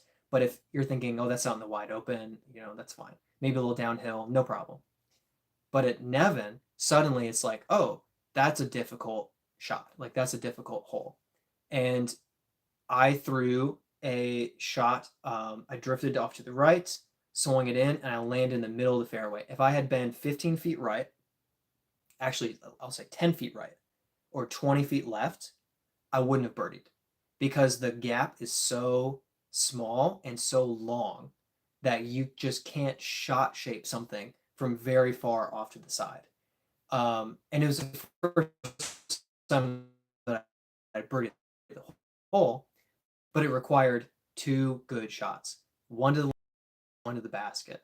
And it so happened that I managed both of them and got that birdie. But you're a little bit off, and then you try too hard to make up for it, and you kick into the woods, bogey. If you're trying to get out of the woods, you go for a hero shot, hit another tree, double bogey. Like, it happens very fast. So you don't want to bite off more than you can chew. And you want to say, here's my landing zone. I'm aiming for that landing zone.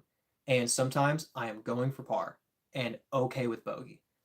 So that's my kind of me is, yes, I want to birdie as many holes as I can, but I want to take a smart line. I want to aim for my landing zone. I don't want to play in control and consistent over power, but without accuracy. It's a long explanation, but yeah, Nevin is brutal. It's brutal. Brent says, oh no. Dude just says, rip Enigma. Yeah, I really hope I didn't lose that. I think it's in the car. Brent says that I picked it up if it was 18 because I grabbed my Shrike and my Enigma. I grabbed both of them. So I know I had it. I'm pretty sure I put it in the car. And I think I had 2 discs. I'll put it this way. I also don't have the Shrike. So they're either both in the car or I lost them both. Tiari, if you're still here, these are not dinner plates. These are discs. They're similar to a frisbee, but unlike a frisbee, which is larger and doesn't hurt much when it hits you, there we go. Disc, thinner, designed to fly a lot faster and further, really hurts when it hits you, especially if Eagle McMahon throws. Huckin P says, I use every finger except index. I kind of float my index up on the rim. I will say that was the main thing that took me from throwing like a frisbee to throwing a disc was index finger hooked underneath. If you have other fingers, it can still get you that spin. But for me, I would throw with index finger on the outside and everything was overstable for me. When I slipped that index finger underneath, bam, everything started to spin. So I obviously, I'm not assuming that you don't throw far or anything like that. But personally for me, getting that index finger under the rim, game changing, so much more distance for me.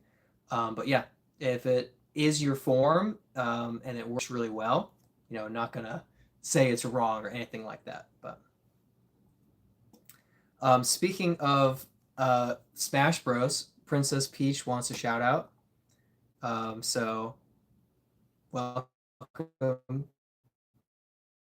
to the channel. We've already Calvin says your mom misses you. Go visit her. I talked to my mom last night. Actually, talked to her for 42 minutes, and it was a great conversation. So I think my mom's all right. I also have a meeting with her tomorrow, a work meeting for the ministry that she and my dad run. That I'm going to be helping doing some tech work.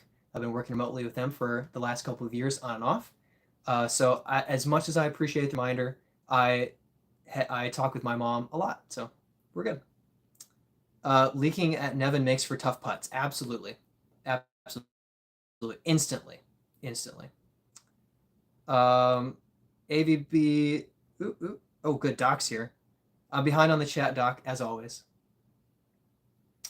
AVB says Nevin sounds like Southeast Stafford Woods or Alicon Woods. Definitely don't know. I haven't played those courses personally. But yeah, heavily wooded. I mean, you saw a couple of the holes. I know you commented on one of the birdies of the day, I think. Yeah, it's just like the fairway is narrow, and unlike like Florida, if you're a little off the fairway, it's maybe just a little awkward. If it have a tree to throw around, Nevin is like, oh, you have 80 trees in your way now. Just need to pitch out and take a extra stroke in the hole. Dujit said, tried a Star Mako 3 earlier today and hit metal RT 2 times. Looks like it's in the bag. Mako 3 is a good disc. I had a Mako 3. I gave it to Devin, and he very quickly threw. I think, Devin, did you throw it in? He was hitting some dead straight lines, and he was like, why have I never thrown this disc? And I was like, you're welcome. Doc, hey peeps. Sorry, was at a different live tonight. Everyone's going live tonight. Doc, thanks for coming to Choice live stream. Birdie time disc golf. No problem. But I appreciate you joining us. We still got plenty of time. No worries. No worries. We're not wrapping up yet. We're going strong. Just hanging out, having a good time. Doc says, Brad, I do have one that looks like a dinner plate. That's great. That's great. Brent says, you left after 18, right? Didn't play anymore. No, I was exhausted. Not as much as you. Like, you were, like, sick. I was just done. I was so worn. Back was so sore. I was just done throwing power shots. Huckin says, is Eagle the one who cracked the cameraman's head? Yeah, that was Eagle. Yep. Patrick says, yep. Holden, I've noticed in disc golf that a lot of good. I would say it plays a big role, but not the biggest. Form is everything. If you have form, if you have your timing down, you need some athleticism. But if you watch and you pay attention, while not everyone is muscularly athletic, most players are athletic. They're thinner, wiry. They have low athletic stance when they're doing their run-ups. So while they may not be able to be like the fastest runners, they're definitely, I would say that disc golfers on average on the pro tour are athletic individuals. Um, but that doesn't mean that they all look like Ezra Aderhold. Obviously, that's a different level of bodybuilding, athletic strength. So I don't think that strength is the top three. It helps. It helps, but I think it's more about core strength. And I'll attest personally that I developed a good amount of core strength in high school and college. I was playing soccer, cross country, and track my senior year of high school, and I worked a lot on my core strength. I was doing a lot of like sit-ups, bicycles, planks, etc., etc. And I didn't look any different. I didn't really gain weight or muscle mass, but my core strength was essential in soccer for kicking far. But I didn't have big legs. But because of my core strength, I was able to kick fast and kick hard and send a soccer ball pretty far. Um, in a way that maybe somebody would have to be more muscular to be able to match me if they didn't have that core strength. I think a lot of disc golfers who don't really look super athletic or fit or strong have a lot of core strength. And it's kind of something you can't really see on camera. Um, Also, sometimes the camera makes you look a little bigger than you are. I met Garrett Gurthey, and I honestly thought that he was a bit overweight from camera. But when I met him in person, I was like, oh, he's just a little big. Like he's not overweight. He's just a stockier guy. So I think that that is kind of part of it too. That sometimes the camera doesn't quite translate to exactly how you appear, which is why I look better in person than I do on camera. So important thing to remember. But I do think that athleticism is an important element. I do see that some of you said you're having little issues. Um, are you guys still having issues, or is it just? Oh, someone said it cleared up. Okay, it sounds about right. Sometimes the internet has like a low point or it goes out for a little bit. I do have since the stream crashed a few weeks ago. I do have enabled using when Wi-Fi goes down, I can use data. So hopefully, if the Wi-Fi drops, we'll keep going, and then it'll come back, and then we'll be back to normal. We'll see. Okay.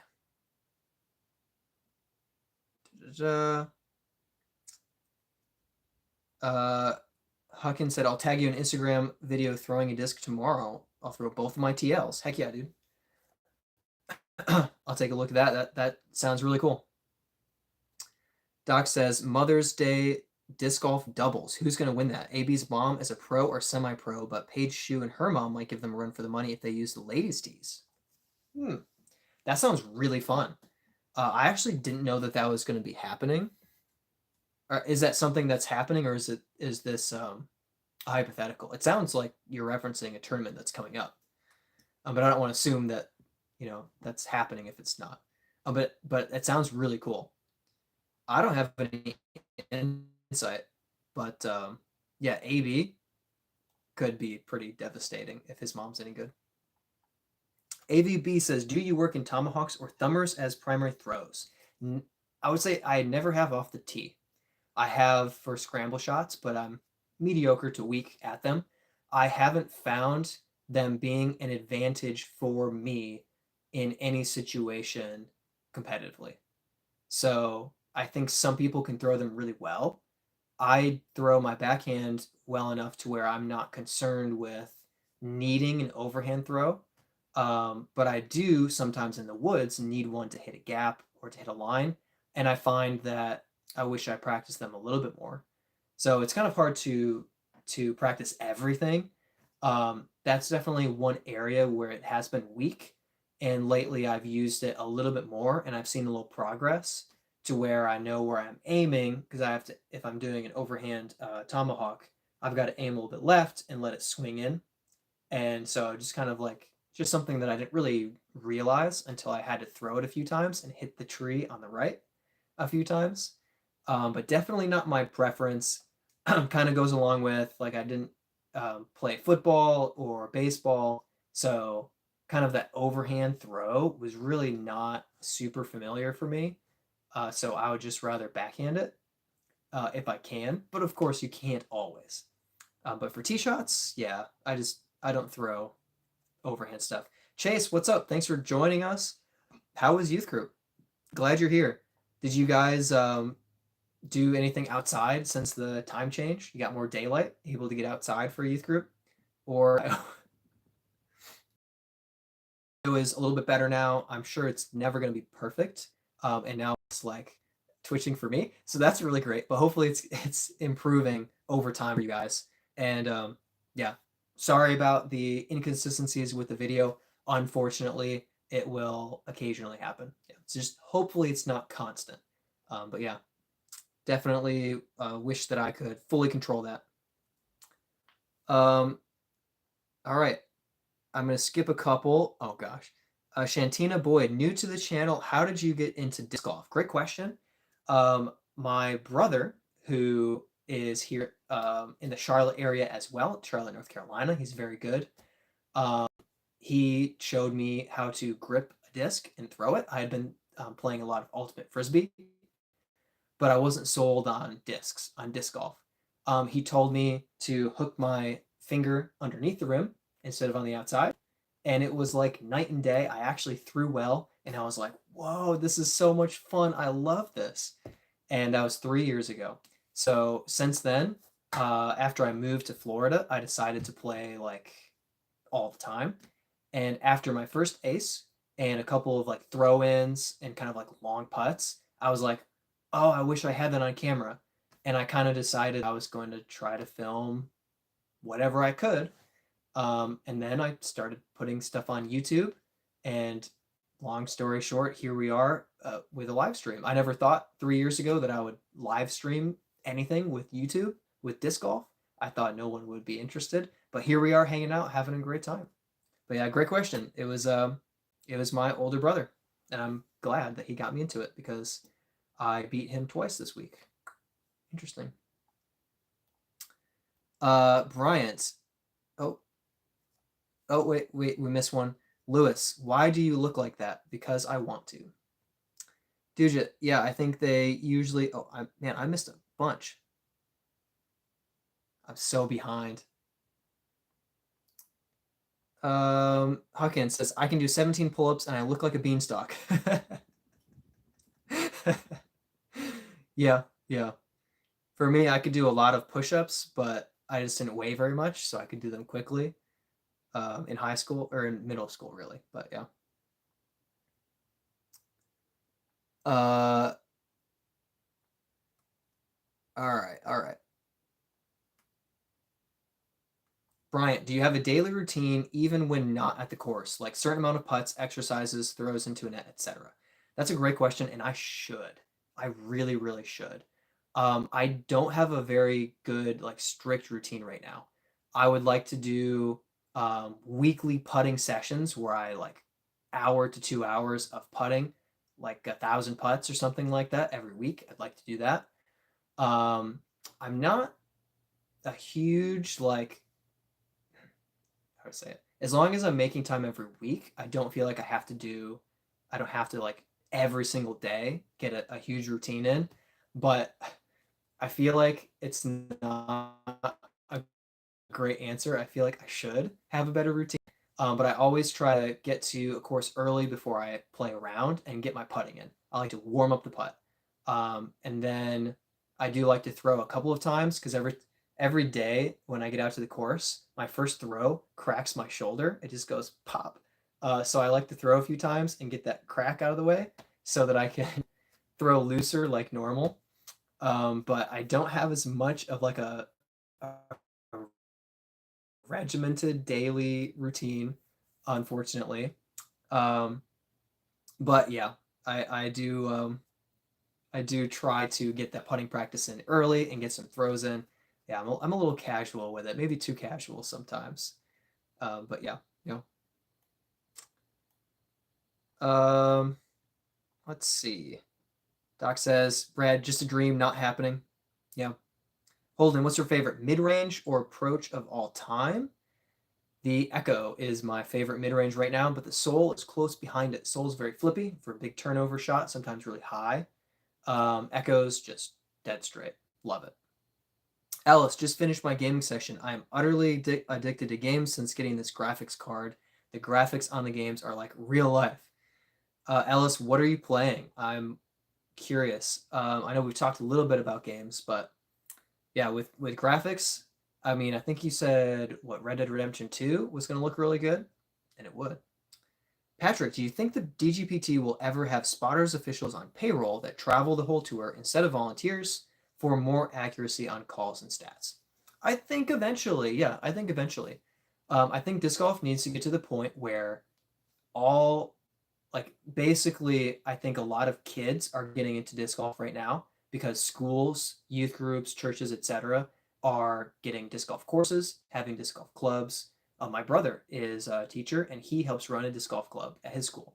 I think 15 years from now, we'll have a generation of people who grew up playing disc golf, and we don't right now. We don't. But we do have that for baseball, football, basketball, even soccer, volleyball. So I think we need that generation to grow up in the sport and have this foundational, like, we love disc golf. And when we have that kind of next generation, we'll have more fans, we'll have more players, and we'll have a bigger industry.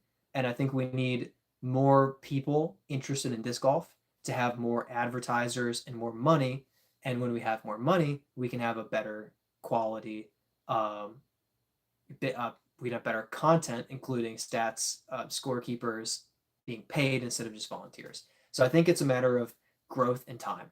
And despite what some people have said about 2024, I don't think that disc golf started dying.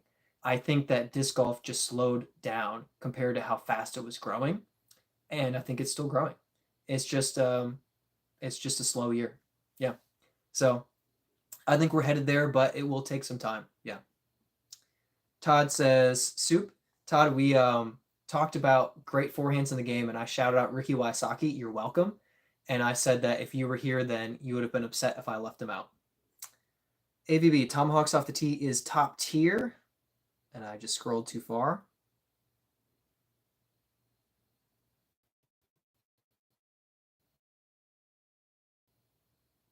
All my fellow baseball players. I have seen some sweet ones. I have a couple friends, a guy Dakota in Florida who throws overhands 420 feet, wild. And in the not Gainesville, the Florida War, where Gainesville Chainhawks ended up winning this last year. Final card, no, second to last round. One of the guys on my card, Tomahawk Aces, a 280-foot hole. Really sweet to see that happen. That was really sweet. And Patrick says that will have to happen to be taken seriously. I think will that have to happen to be taken seriously? I think it's a big part of it to have more precision and maybe even time violations to be taken more seriously, potentially. Huckins says watching Jake Wolf acing every hole in that course was insane. Yes, wild, absolutely wild. Huckin, yep, another great video, another round. Doc says to Holden, I've been enjoying my Yakun shoe, which is a spur of the moment on sale disc, but so straight. AQ says you seem like a pretty positive person in general, but how do you deal with a bad disc golf round in terms of not letting it get to your head? Thanks. That is a really good question. There's a few things. One of the big things for me personally is as a Christian, it is important for me to remember that disc golf isn't the world. It's obviously important. It's something I'm passionate about. It's something I care about. But especially with a spiritual and eternal perspective, it's important for me to remember that disc golf has its place. It's a very central place in my life, but it's not the most important thing. And when it doesn't go well, I don't want my pride to get in the way of me enjoying my day, enjoying my life, enjoying the time with other people to share with them, and especially when other people are succeeding. I want to be able to be glad for them, even when I wanted to do better. I want to be happy for others' success, and so for me, my faith is definitely that and keeping a good attitude when my round's going poorly. But I think really having the mindset that you can't play at your ultimate potential all the time. You will fall short of that. And that's not to say that, it's easy, but if you're realistic about how you're going to play and realize that you just can't play your best always, then when you do fall short, you can say, "Ah, it's too bad. It wasn't my best this time, but hopefully next time it will be." And when you do get that round that you played your best, you'll get that sense of like, I did it. I finally like put in that great round of golf and really, really played my best. And then later, you won't be playing at your best, but you can remember, I'll be there again. Um, and over the course of time, my bad rounds have gotten better.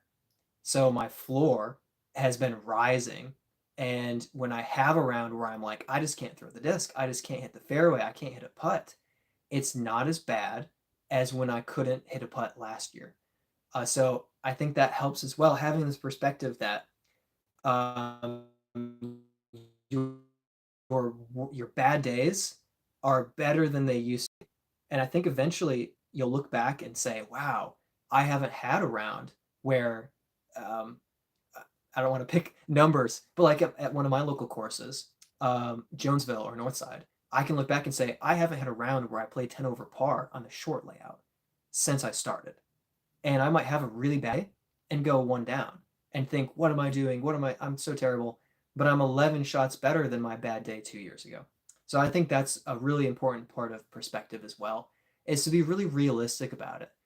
Because sometimes being realistic, you feel like maybe limits you.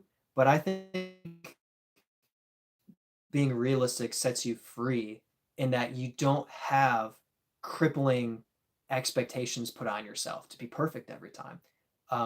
So that's something that really helps me, is to really be realistic about myself. Helps me when I'm putting because I get to 25 footer and I don't think I need to make this every time. I think I practice my 25 footers a lot and I'm like 80, 85% maybe from 25 feet, but I might miss, but I make this putt a lot. So I want to be confident, but I want to recognize that missing happens. And statistically, it's going to happen at some point. And if I'm really upset every time it happens, I'm probably just going to make it happen more. Anyway, long answer. And there's a lot. Chase said, well, I asked so long ago about youth group. Thanks. It was good. Didn't do anything outside. That starts in the spring. That's totally fair. I remember your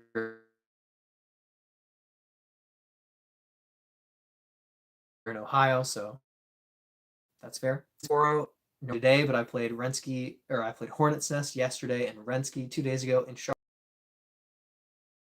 Charlotte, North Carolina. JM says North Carolina is better than South Carolina. Brian Wagner says best putter. Are you talking about the disc or a pro on the pro tour as far as best putter? Dude, sometimes I forget South Carolina exists, not in a bad way. See, what's funny is you have North and South Dakota and North and South Carolina, and then you have West Virginia, and then you just have Virginia. I don't understand that. Not East Virginia. Holden. That's cool. Doc, never heard of that one. Started using Prodigy A5 a few months ago, and a super straight 2 might be my number one. Yeah, I bet the A5 would be fairly straight. Yeah. Doc says I like trying different discs from different companies. I have a Yukon disc. I hate it. But it's like so wildly flippy, like it's unusable. Like worse than a roller, worse than a cut roll. It's not even a cut roll. It's just so flipped over that it could never roll. It's just it's crazy. Todd says an hour of putting by myself feels like an eternity. I have a putting playlist, 46 songs in it as of yesterday, and I'm gonna add more by oh shoot, what's that band? Is it 9 Inch Nails? Yeah, I think.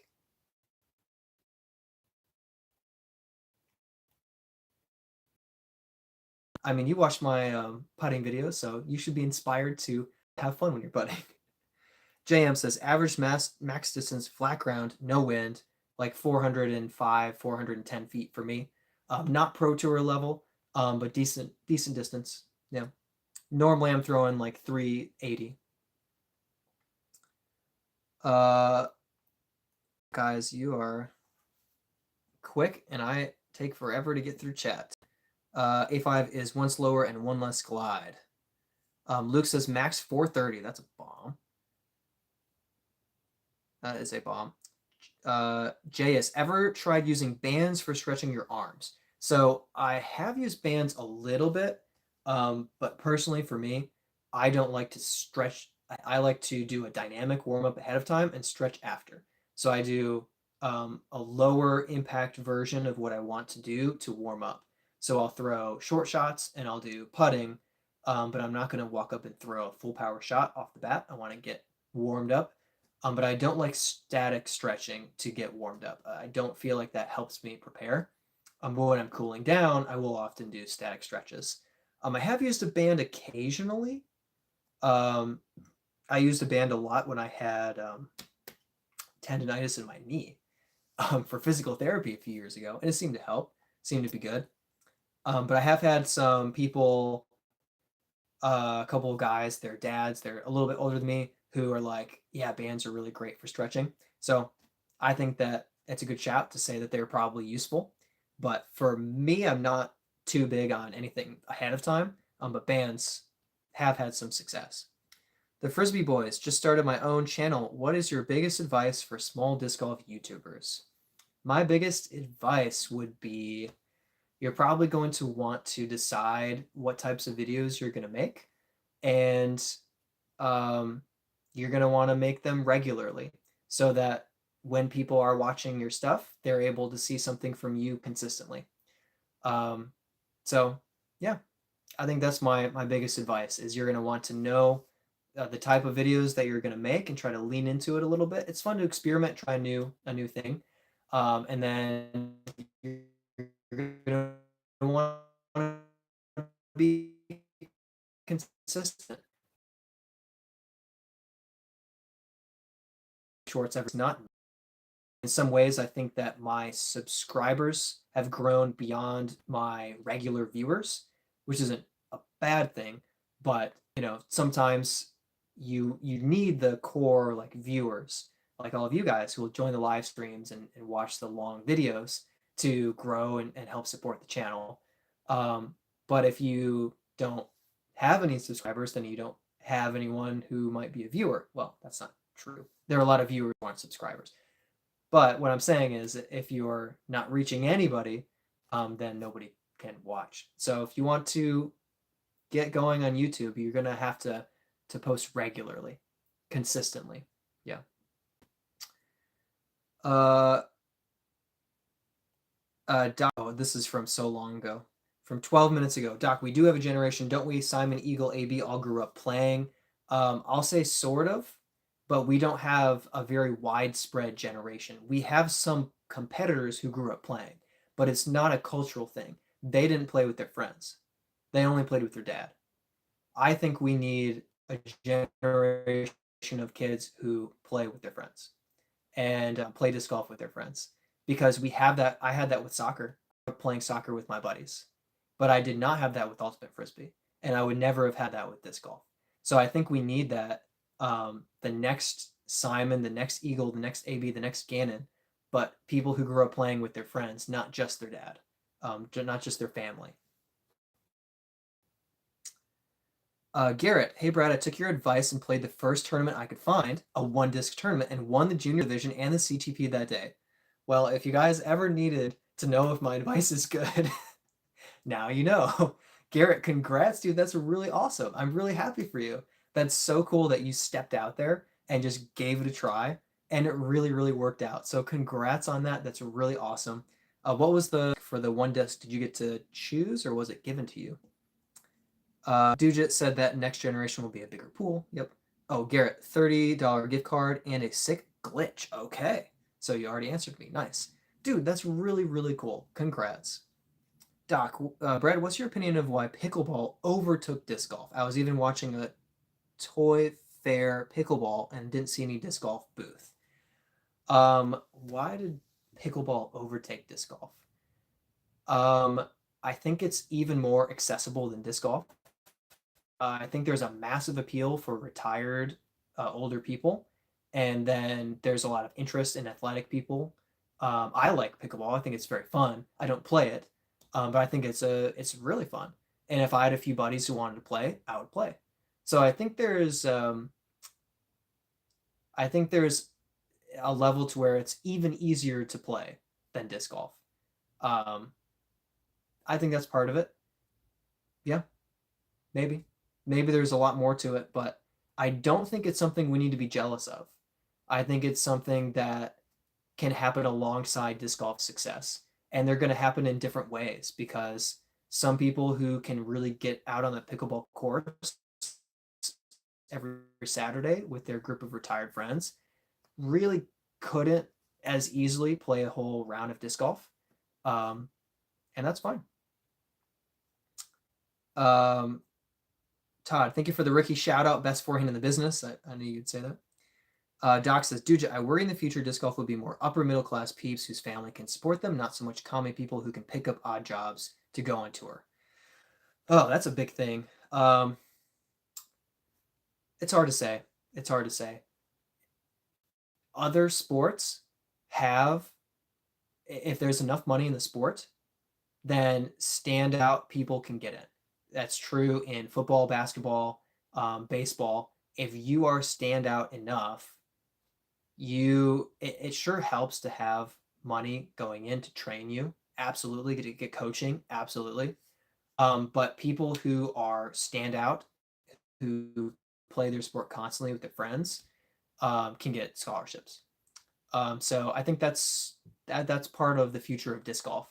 We just don't have that play with your friends constantly mentality in disc golf at all, not yet. But I think that we'll start to get some of that. I think we'll start to get that. Pickle Todd says pickleballers are stealing the parking spots at the course next door. They are the enemy. Why wouldn't they choose to disc golf if they need a hobby? They are broken inside. So you just need more parking. Doc says if you enjoy, keep a lookout. Trilogy has a challenge that's super fun. 3 discs for everyone with the same 3 discs. I enjoy those. That's how I found the Echo was the circuit challenge 2022, I think, or 2020 what? 2022. Okay, and I've seen a lot of new younger players at this one specific park near a giant neighborhood. Not the best course, but tons of new faces. I see groups of high school students playing disc golf in Charlotte pretty often. Not something that I think we would have seen 10 years ago, 5 years ago. Dude says Doc is going to happen as players get better. Just hope it never gets inaccessible to the public as ball golf. I think it will. I think ball golf has monetary, um, not standards. What am I trying to say? Benchmarks that I don't think disc golf will ever have because we would have to see a monumental change in how expensive discs are, and they're just not that expensive of products. And you can use a crappy disc and succeed in disc golf in the amateur divisions, and you don't need $40 discs. You can be fine with $20 discs, and you can start really small. And I don't know. I think that it will. I don't think disc golf will have the kind of elitist culture that golf might or might not have. I can't know that, but it seems to have. And I don't think that you will have the green fees associated with it. So I think that disc golf will always be more accessible in my mind. Doc says that pickleball might have some money helping it keep going. All right, I'm just gonna jump down and I'm just gonna catch up on comments real quick. We got Doc and Dujit chatting, so I won't interrupt them. Giddy says, I love playing disc golf with my friends. And I think that's the future. I think that that's going to be a lot more common. I think it's becoming more common already. But that's my vision of the future. And it's something that I think 8 years ago was only happening at colleges. College friends were getting together and playing. But now I think it's getting to the high school, middle schooler level where high school students are out playing at their local course, just having a good time, trying to figure out discs, trying to learn the game, trying to get better. The younger and younger it goes, the more there was a player in Florida that I met at the Chain Hawk Open when I was caddying for my buddy, and he's like 14 and he shot 1,000 right around, and he's only going to throw further. He's only going to be, I mean, obviously, puberty can throw you off in athleticism and coordination, but most likely, he's only going to improve and only go up. Younger people we have playing with their friends and family who are getting good young, the sport is going to become next level in competition, and the base is going to be more widespread, which just means more money being spent and more money from advertisers because there's a bigger audience. So we just need to keep growing, and we will, I think. Um, Todd thinks George Todd thinks George Soros is funding the pickleball agenda. Uh, 50-50 on that one for me. Huggins says that his first course was one where every hole was sub 300 feet. I think it's a good way to start. Absolutely. Putter 9-hole course for Doc. Yeah. Yeah. There's something to be said for wanting to experience a crazy, awesome course. But if it's demoralizing, then you might want to experience like what's full disc golf, real disc golf, and be like, wow, that's so far above me. But also you want to play a course where you're like, I can par, might get a birdie. So it's good to have that kind of like, encouragement of like, I can do this, while still realizing the potential of people, which is sometimes crazy to think about how far, how consistent. Dude just says, as long as there's ample public courses and discs stay around $20, it should hold out for a while. Yeah, I think that ample public courses is one of disc golf's strength, and I think that it's going to continue. There, there's a lot of community movement toward disc golf courses because they're benefits to the communities, and there are a lot of really good, cool ways to measure. Hey, you're going to bring more people to your courses. It's going to have a good impact on nature. It coexists with the course, and unfortunately, golf is not very good at coexisting with a course. It's fairly destructive, and it's a different level of thing, and you're going to have money poured into a golf course and money required to play it. Disc golf, you might have some of those courses, but local courses can be built with very minimal impact on the nature and the park. It can exist alongside people walking, jogging, riding their bikes, playing on playgrounds. Um, I mean, heck, Todd has a course where you're basically throwing straight at a playground and hoping you hyzer in time. Most of the time, the playgrounds are just going to be to the sides or behind, tee pads, so you're not throwing at them. But you can have all of that on the same ground, and with golf, you can't. And I think that's a big part of it being public access. So I think that's going to continue and keep growing. The public access of disc golf, I think it's only going to go up. Discaholic, ever throw lightning discs? Ooh, Doc has. I'm not familiar with lightning discs. Not familiar. Don't think I've thrown a lightning disc. Maybe unknowingly. JS says, what disc did you initially not like, but now you love? For me, the DX Rock. It's more beaten now, so I can do a lot with it. Ooh, good question. Well, the first disc that I initially didn't like was the first driver I threw, which was a Sidewinder. It was so overstable because I had bad form and I didn't grip under the rim, so it hyzered out. And then I learned disc golf form and suddenly could throw it and threw, well, not at first, but eventually I got like an S flight out of it, and I was like, wow, Sidewinder is amazing. So that's a big one. Actually, my Echo in the tournament, in the Circuit Challenge tournament that I played, I didn't throw the Echo very well. and I didn't like it. I just kind of threw the putter instead. But about 3, 4 weeks later, I started throwing it a little bit more, and I was like, oh, I kind of like this. And then I don't know, maybe 4 months later, I found out that I could throw it 300 feet dead straight, and I went, whoa! All of a sudden, I think I'm better matched for the disc. This disc is amazing.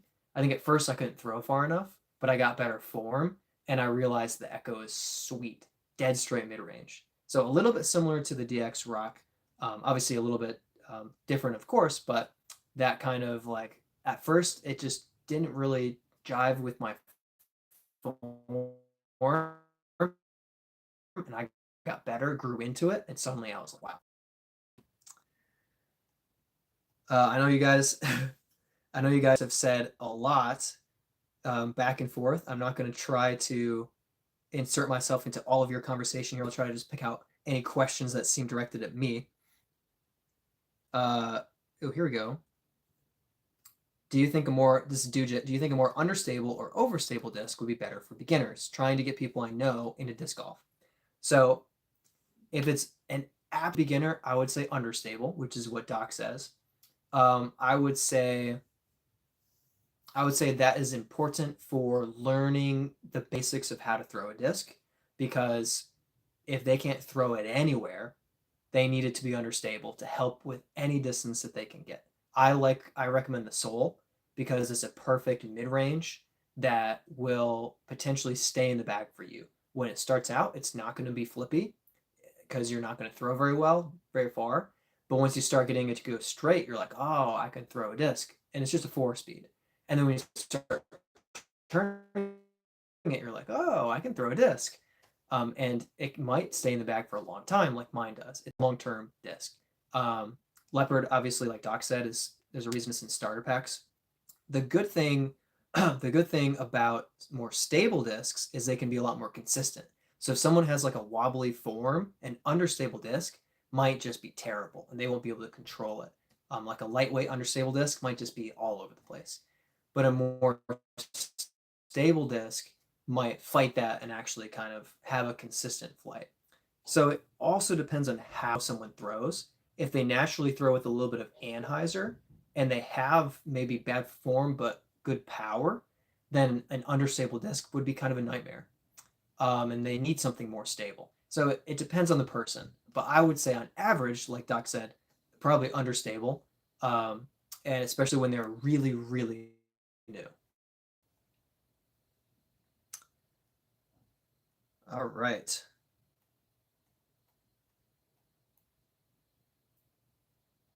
Doc says we got to get the Echo as Brad's signature discs. The Echo would be a good one. Maybe the Brave as well. Echo or Brave are they're up there as far as a disc that I would want to be a signature disc or some type of custom stamp. Yeah, yeah. Soul would be another one. I'd like to. I wouldn't mind picking the Soul for its accessibility for amateur players. And since a lot of people who watch some of the videos are kind of lower experienced level, less experienced players, something like a Soul would be like broadly beneficial. Um, but the Brave, is too. Yeah, that's a good one. I like that, Doc. Keep that in mind. Keep that in mind. JS says the Mako is great doing. Yes, it is neutral. It's perfectly neutral. So if you throw Annie, it will Annie. If you throw Hyzer, it will Hyzer. And if you throw wobbly, you will see it. So it's a good identifier for your form.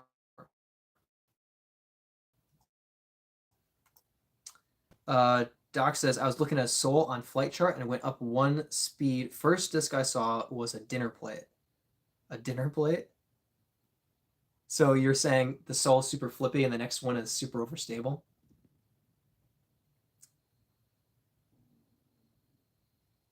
I'm gonna need some more water.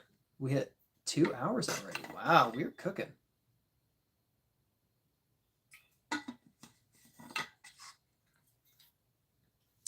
Doc says 2 of my first discs were Frostline Diamonds. Diamond is one of the best higher speed discs for beginners. Um, It's just so understable, and they're often lightweight. So that's a great shout out.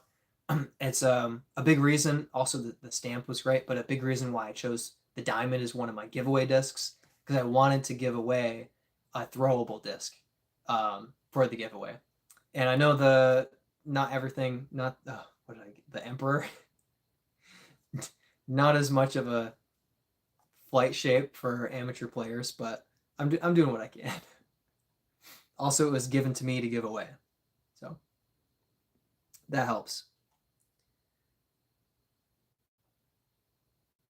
Dude says, I only really focus on upping my game because pro disc golf seems so much more reachable than other sports. Also, it's pretty fun. I have a similar opinion about that. And obviously, the more time that passes, the more unreachable disc golf becomes.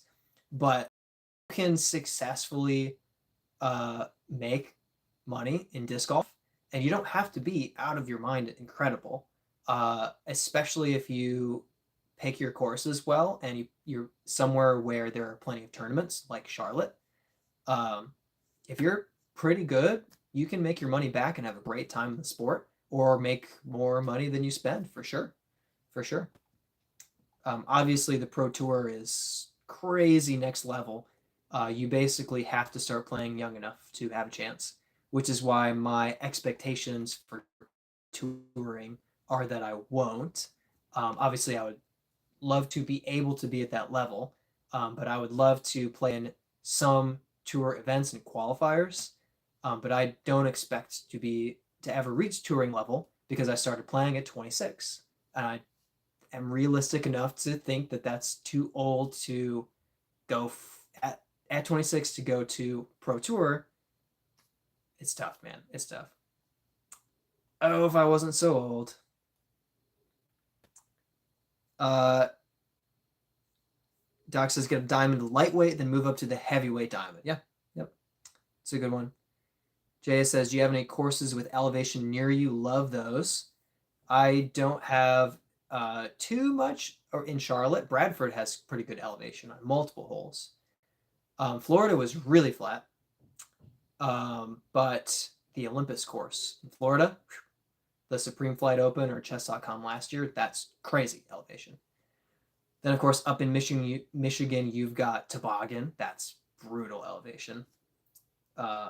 Near me, Charlotte area, yeah, a lot of courses have some. Reedy has some elevation. Like I said, Bradford does. Bailey even has some elevation. It's just an easy short course with that elevation. Renaissance Gold has some elevation. Or, I call it gold, but there's more layouts than just gold. But Renaissance Park has some elevation. Kilbourne has a little, just kind of hilly. JS, they call the North Carolina the foothills for a reason. Yeah, yeah. Doc says, Brad, you can say that or you can do it and then show the way for all the other 20, the old 20-year-olds. Oh, that's good. Yeah, I mean, originally I had it in the back of my mind as possible, and the more that I've played, the more that I'm really recognizing I need a coach. I need someone who is able to analyze my form for me and tell me make this change and practice it over and over again until you perfect it and you'll throw further. Make this change and you'll throw smoother. Because doing it all on my own, which I'm basically doing, has limitations and I can continue to get better, but there are certain things I can't teach myself. And learning to throw farther takes so much time to slowly develop. When I know the right coach could teach me, hey, you need to tweak this, this, and this, and unlock that for me. So I think about my body size can throw 450, but I can't because I'm doing it wrong. So it's like I need a coach. I need a coach.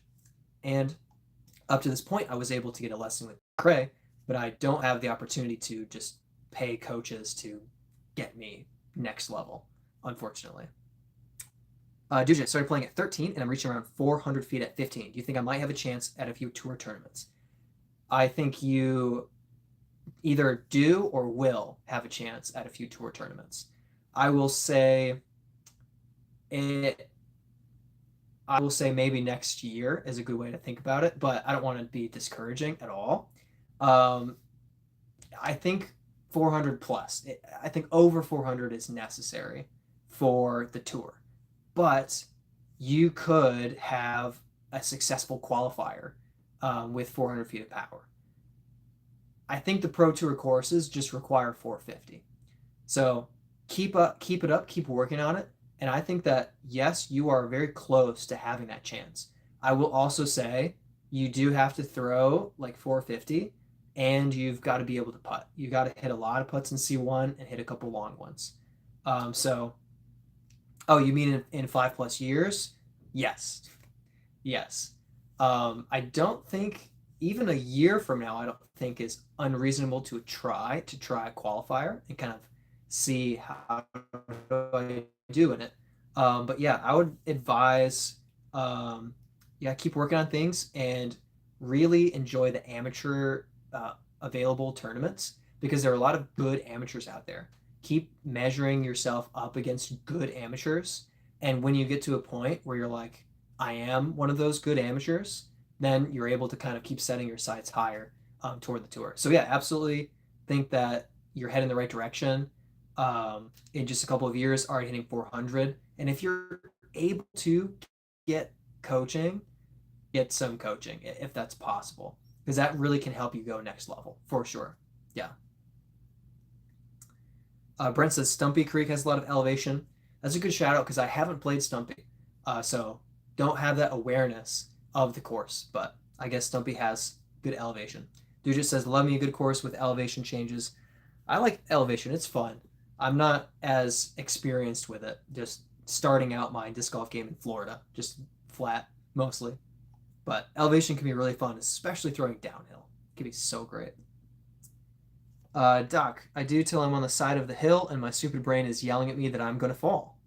That's called balance. Oh, Doc says, I have issues in my inner ear, makes hills an adventure. Now I look like a jerk for making fun of him. Awesome.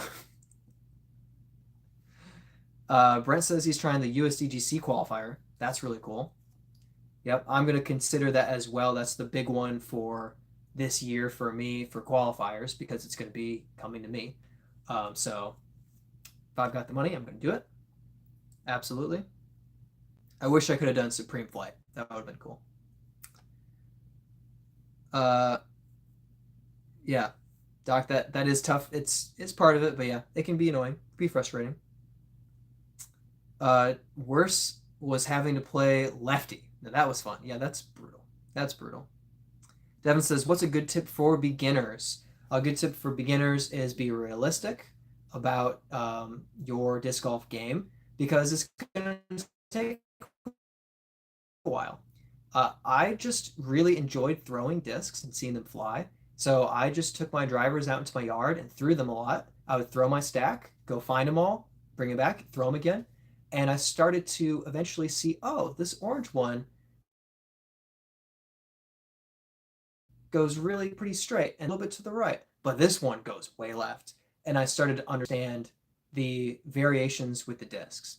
The second thing is just yeah, enjoy it, have fun, and yeah, the third thing is start to learn how to do it right and play consistently, and that goes a long way. And dude, also I saw that he said have fun. Doc says be friendly to the league players, Devin, and maybe they will let you try out discs. Devin has tried out a ton of my discs. He has thrown a lot. Devin has several of my discs that he's bagging or lost. I gave him a nice Mako 3. I gave him a nice T-Bird. That T-Bird flies really well for Devin. Um, and then I don't remember. Zone? I can't remember what I gave you. Buzz. I gave you that Buzz.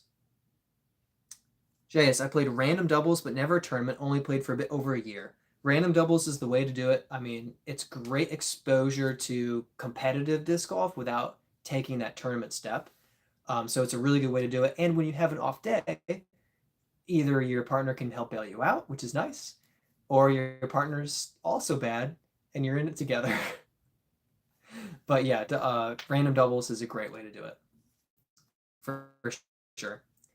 I would say if you're playing a bit over a year, it's not too early. It's not too early to try a tournament.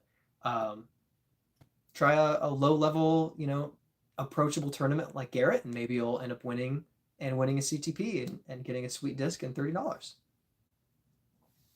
But you don't have to, obviously. If you just really enjoy League, then enjoy League. The League is great for a reason, for sure. But yeah, after a year of playing, I think you can try out like a flex start or a one disc or three disc trilogy tournament. Something like that would be a great opportunity to kind of step into it. Maybe a fundraiser doubles would be a really good way as well, where you do have to follow the rules, but it's pretty relaxed. Luke, thoughts on hardest course on tour and best player for this year, or who is winning the most tournaments? Ooh, that's great. Obviously, we kind of expect Gannon to win the most tournaments again this year. But after 2 years ago, I thought Calvin would come out and win the most tournaments, and he ended up winning, but then Gannon just dominated. It's possible that Ezra will come out and dominate this year. It's possible AB will dominate. He played so well the first 2 rounds of the Supreme Flight Open that I really thought AB was just going to start out the year with a win and keep it rolling all year long. He's got the potential. So those are a few of the top ones. Ricky, of course, I'll say that before Todd. Okay, before Todd goes off on how Ricky's the best, I'll say that Ricky's got a shot of winning the most. I would say, yeah, those are the 5: Gannon, Ezra, AB, Calvin, and then Isaac's gonna win Worlds again 3 times. Yep, he's gonna win Worlds again. Did I say Ricky? I can't leave Ricky out. Todd gets mad. Hardest course on tour? I think Northwood Black plays the hardest. And that layout is just unreal. It's crazy. Yeah. It's tough. Olympus played pretty hard too. Olympus played hard, but few people did shred. Doc, just had an idea for League Day. Call out noobs and all us old folks. Let them throw our discs and see what they like. Yeah, that's cool. That's cool. So basically give newer players a chance to try discs out and kind of highlight that. That's cool. That could work. That'd be really nice. Doc says that Devin didn't lose a disc. He traded it for a pickleball paddle. That says Soros got to him. JS, like that idea. Might do doubles with a friend. Yeah, I think that's the way to do it, man. It's approachable. Like if you have a spouse or significant other, it's a good afternoon. Just hang out together, or a brother or a friend. And some people are like, hey, I have a dubs partner. Anybody want to join up? And they'll play with a random because they want to have fun. But they're probably not looking to like find the best local player. They're just wanting to get out there on the course and play. So that might be a way to do it too. Sometimes they'll post on Facebook if there's a Facebook group for it, or a local club group. Doc said it'd been a lot of players who came out strong for a bit and then burned out. Definitely to an extent, that was AB last year, who came out crazy on fire and then kind of just petered out and didn't finish in the top 3 for tour points. So yeah, it can definitely happen. But yeah, you just never know. Never know. He's really good. Dude just says doubles with a friend is the best, lets you relax and play your best. Disc Golf Tree Hitter, nice, good name. It says that I enjoy your shorts. I like that it isn't saturated in cussing or anything. Thank you for the content. Yeah, absolutely. It's definitely partially my personality, and as well, my experience as a youth pastor, as a camp counselor, as a Christian. I find it important to provide content that's very family friendly and welcoming. I don't pretend like everything I say is perfectly appropriate for all ages, but I try to really value that, and I think that it's a good thing to provide. So I'm glad that you like them and chatting a little bit and hanging out with us. Doc says best doubles is when they put number 1 with the weakest player, number 2 with the second weakest. Yeah, that worked really well. Yes, that can work really well. Although sometimes you get someone who's like MA3 but has been playing really, really great lately, and then someone who's bad but has really good days on the same card and they just dominate everybody. That happened at a that happened recently to me, maybe. Doc says some courses don't have nearby disc golf stores. Yeah, it helps to know people, but of course, if leagues are ready and available to say, hey, try throwing some discs, that's really good. I've always tried to be pretty open to letting people try out discs, that I have. Um, if you guys find me on a course and let me know ahead of time, I'll let you throw a disc. I'll let you keep a disc. Um, Dude just says, hear me out. Kyle Klein wins 3 times. I can absolutely see that. He's good enough. He's absolutely good enough.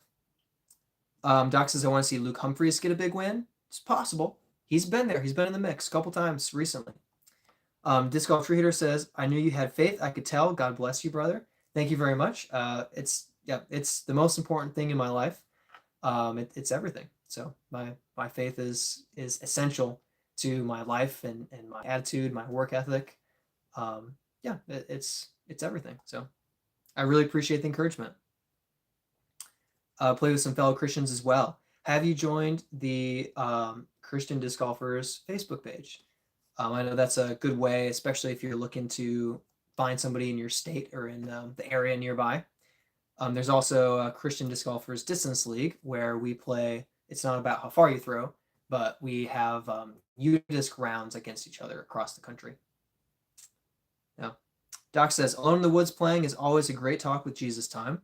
I've definitely had a few rounds where it's like I just need to have space, to think, to rest, to have peace, and sometimes that requires ignoring my bad shots.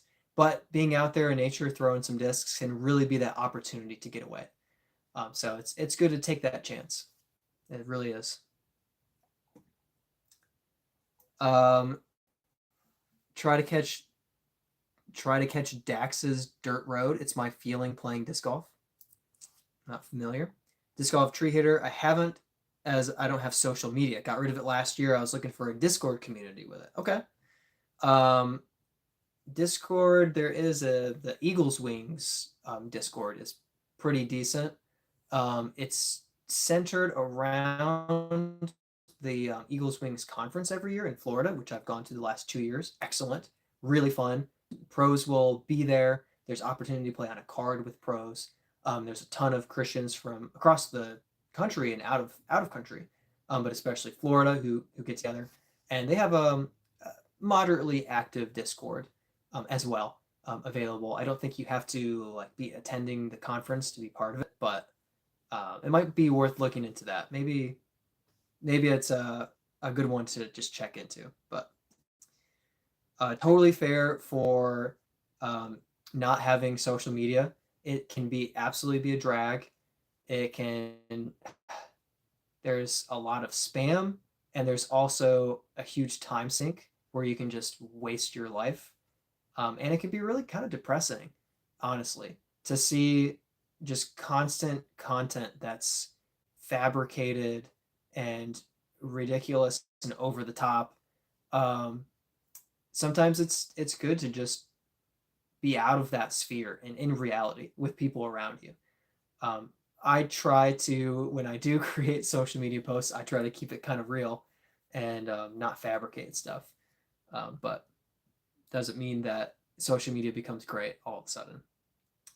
It's messy. JS, what is your cheat code disc, or is it your putt? LOL. Mine's a lightweight Firebird cheat code disc. Cheat code disc. Cheat code. In a way, I would say the Soul is kind of a cheat code disc for me because it often means I don't need a forehand. The Soul will be that high turnover shot that just drifts right the whole flight, and I can reach a spot that usually you wouldn't think a backhand could go. I'm not saying you guys, but the average person would not think backhand. But the Soul is a disc that I can often make work. with that turnover shot. So it's kind of a cheat code that spares me needing a good forehand because I don't have a good forehand. So that sole is kind of that, that spot in a lot of times for me. Sometimes it's my putt because I'm bad, and then I hit a 50 footer, and I'm like, yes, got it anyway, got away with one. Doc says, Brad, rubber putters. What's your thought? Personally, I really like the Wow, I literally was just holding a P2. How could I lose a P2? I have. How did I do that? Oh, it's under the frisbee. It was under the ultimate frisbee. Um, I like hard discs. I don't like really bendy discs with my push putting style because I go to like pop the putt up and it just flops and I hate it. So anything that's floppy, I don't like it. The tougher rubber is fine. But yeah, anything that's like a floppy disc. Um, so this boy here, soft magnet, is good for that spinny putt, but a push putt just oof, just pops right up. Like you can see the indent of my finger coming up through the disc, and you just can't. You don't do that with the not really, at least with the harder plastic. So that's my main thought is for the push putt style. I really like the tougher plastic. So that's really important for me in my style. But I have heard people who say they really grab the chains well. Um, Doc says lightweight discs are his jam for that cheat code. Uh, Disc golf tree hitter, time sink plus distractions plus sinful stuff I just don't want to see or be stumbled by. It's nice to have clean content. I can block stuff en masse on here, so my feed is pretty clean. Yeah, that's the worst thing with stuff like TikTok is it will just dump content at you, and it's hard to keep your feed uh, only disc golf and Wesley Huff. Put it that way, because like if they sneak one video in and you don't swipe away fast enough, then like 10 of your next 50 videos are gonna be plagued by it. It's really frustrating, and it's it's often worth staying away from. Absolutely. I'm a Franciscan, sorry, Franciscan Catholic. I don't know why I can't pronounce that right now. So I really love putting down social media and getting out on the course and exploring creation. Go-to disc is between a stag and a West Side discs bear. Yeah, I mean it's really good to really enjoy God's creation and relax in the peacefulness of nature. And it's just wise to avoid too much tech and sometimes any social media, but too much of anything is a bad thing. And any of a bad thing is a bad thing. So uh stag and bear. I don't think I've thrown either the stag or the bear. Yeah. Doc says, how bad forehand? Best advice I got for noobs was play forehand. Catch with someone, just keep moving back. Um, that's the thing. If I only round a week ago, and it's not my like throw catch standstill. That's actually fine. I actually hit metal several times just casually throwing it at the basket. It's T-pad. When I get a step into it, or when I try to amp up the power, it suddenly becomes very wobbly. So it's not the last moment spinning wrist action, it's the arm swing. I don't have that in sync. I don't have that form right. And when I come through, I was showing earlier, the way that I have been throwing is because I've heard keep your palm up, which I no longer am doing. But when I try to come through, I get the elbow first and the disc flops over. Boom, terrible. So it wobbles out of my hand and then goes Anheuser. I'm trying to do a wrist swing like this so that I come through and spin it, flick it. Still not great, but it's better so far. But yeah, there's just a lot of work that I need to put into my forehand, and the like playing catch is what I can handle, but it's that adding power that I just don't have it. So I'm just trying to work that direction. Ugly Duckling says, God bless. God bless you too. Thanks for joining us, Ugly Duckling.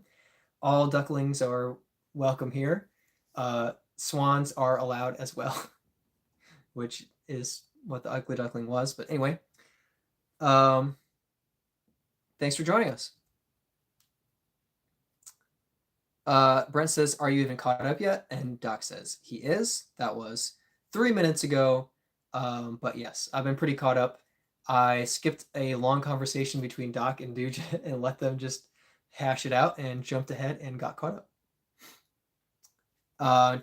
Disc Golf Tree Hitter says that with a glitch that helped with the forehand. Doc says, I'm sure by batting means sub 400. Sub 300 and just wobbly. It just turns over. Yeah, you could watch my forehand only round and you'll get a really good idea of how rough my forehand is because I'll throw a tee shot and I'll try to hyzer it and it will come out flat wobbly and just flip over. But then I'll throw a standstill and I'll hit the band. Like it's just kind of that way that it is. Yeah. No soup talk. Fact Frenzy. Hey, Fact Frenzy, shout out for winning one of the discs. And that hopefully I think is arriving tomorrow, maybe Tuesday, depending on the mail. Been playing disc golf for about 6 months now. I think I'm thinking about doing my first tournament this spring. Got any tips? Main advice for tournaments is I think put your mentality on your score. So a lot of times in practice, we like to throw an aggressive line, risk OB, run a putt that on average, we will take an OB stroke, miss the putt back, hit a tree. So you want to aim for the biggest gap possible that gives you the highest chance of par or maybe birdie and the lowest chance of bogey.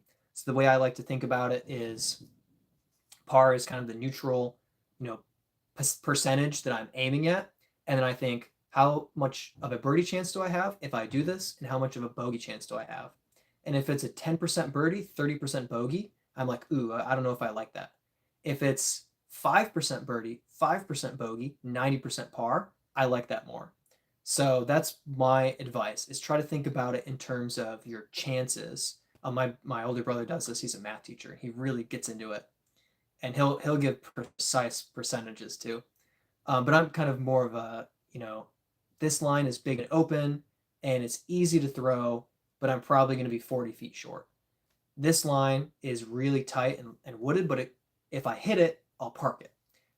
In a tournament, I'm like, I might go for that easy one, particularly because I can run a 40-footer consistently without missing the comebacker putt. That helps. But still, in a tournament, score is very important. And if you're playing in MA4 or a division where people aren't going to be that good, par is king. I've seen a lot of MA4 tournaments where the winner was like 2-3 down. So if you're parring everything and you sneak a few birdies in, you might find yourself competing really well. So that's my advice. Play it for score. Doc says, Brad, LL, when I don't mean I go for way past the basket with my terrible forehand off the pad, or when I'm trying, it goes so short. I don't understand. That's okay. Disc Golf Tree Heater. The bear is so wonderful. You can easily put an Anheuser. It throws like a Mako straight or a little hyzer. Comes out like a Firebird. Wow. Stag is a hyzer flip. Nice. Doc says, way past the basket when I'm very close to the basket.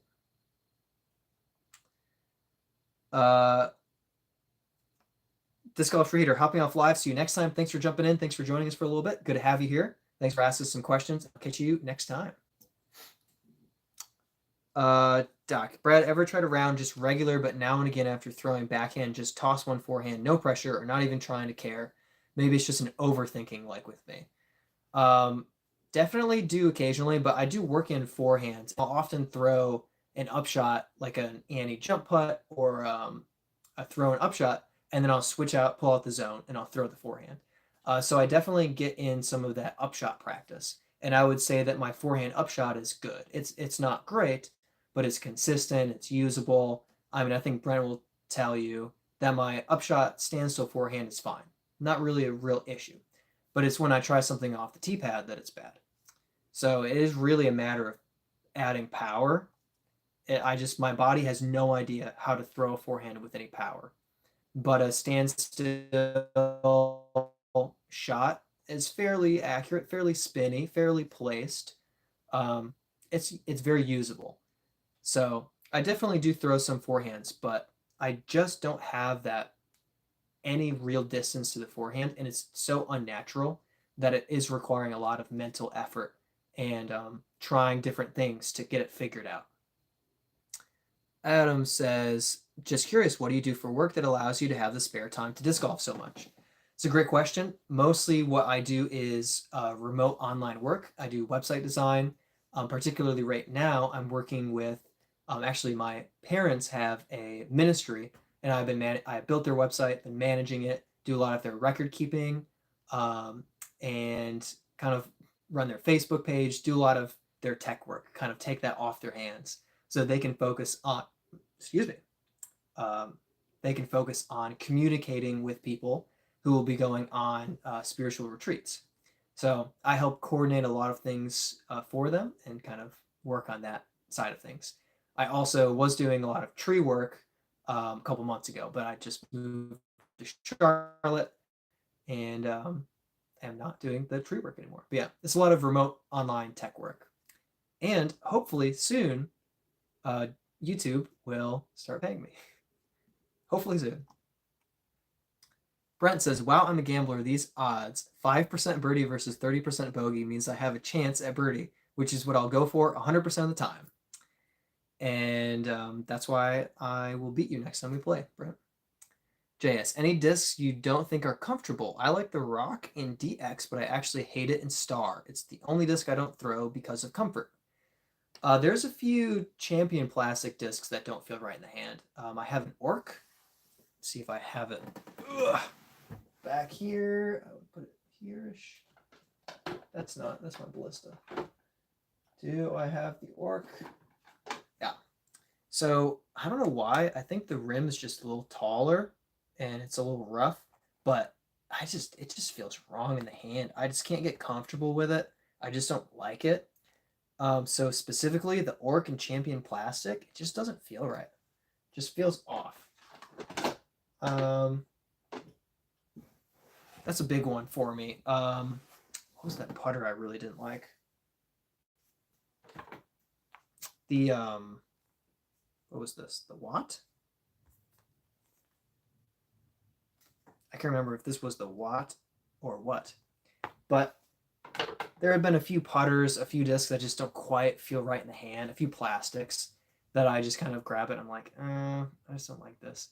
The Envy actually doesn't feel great in the hand. I have an Eclipse Envy, and I never feel when I'm about to throw it, I never feel good about it.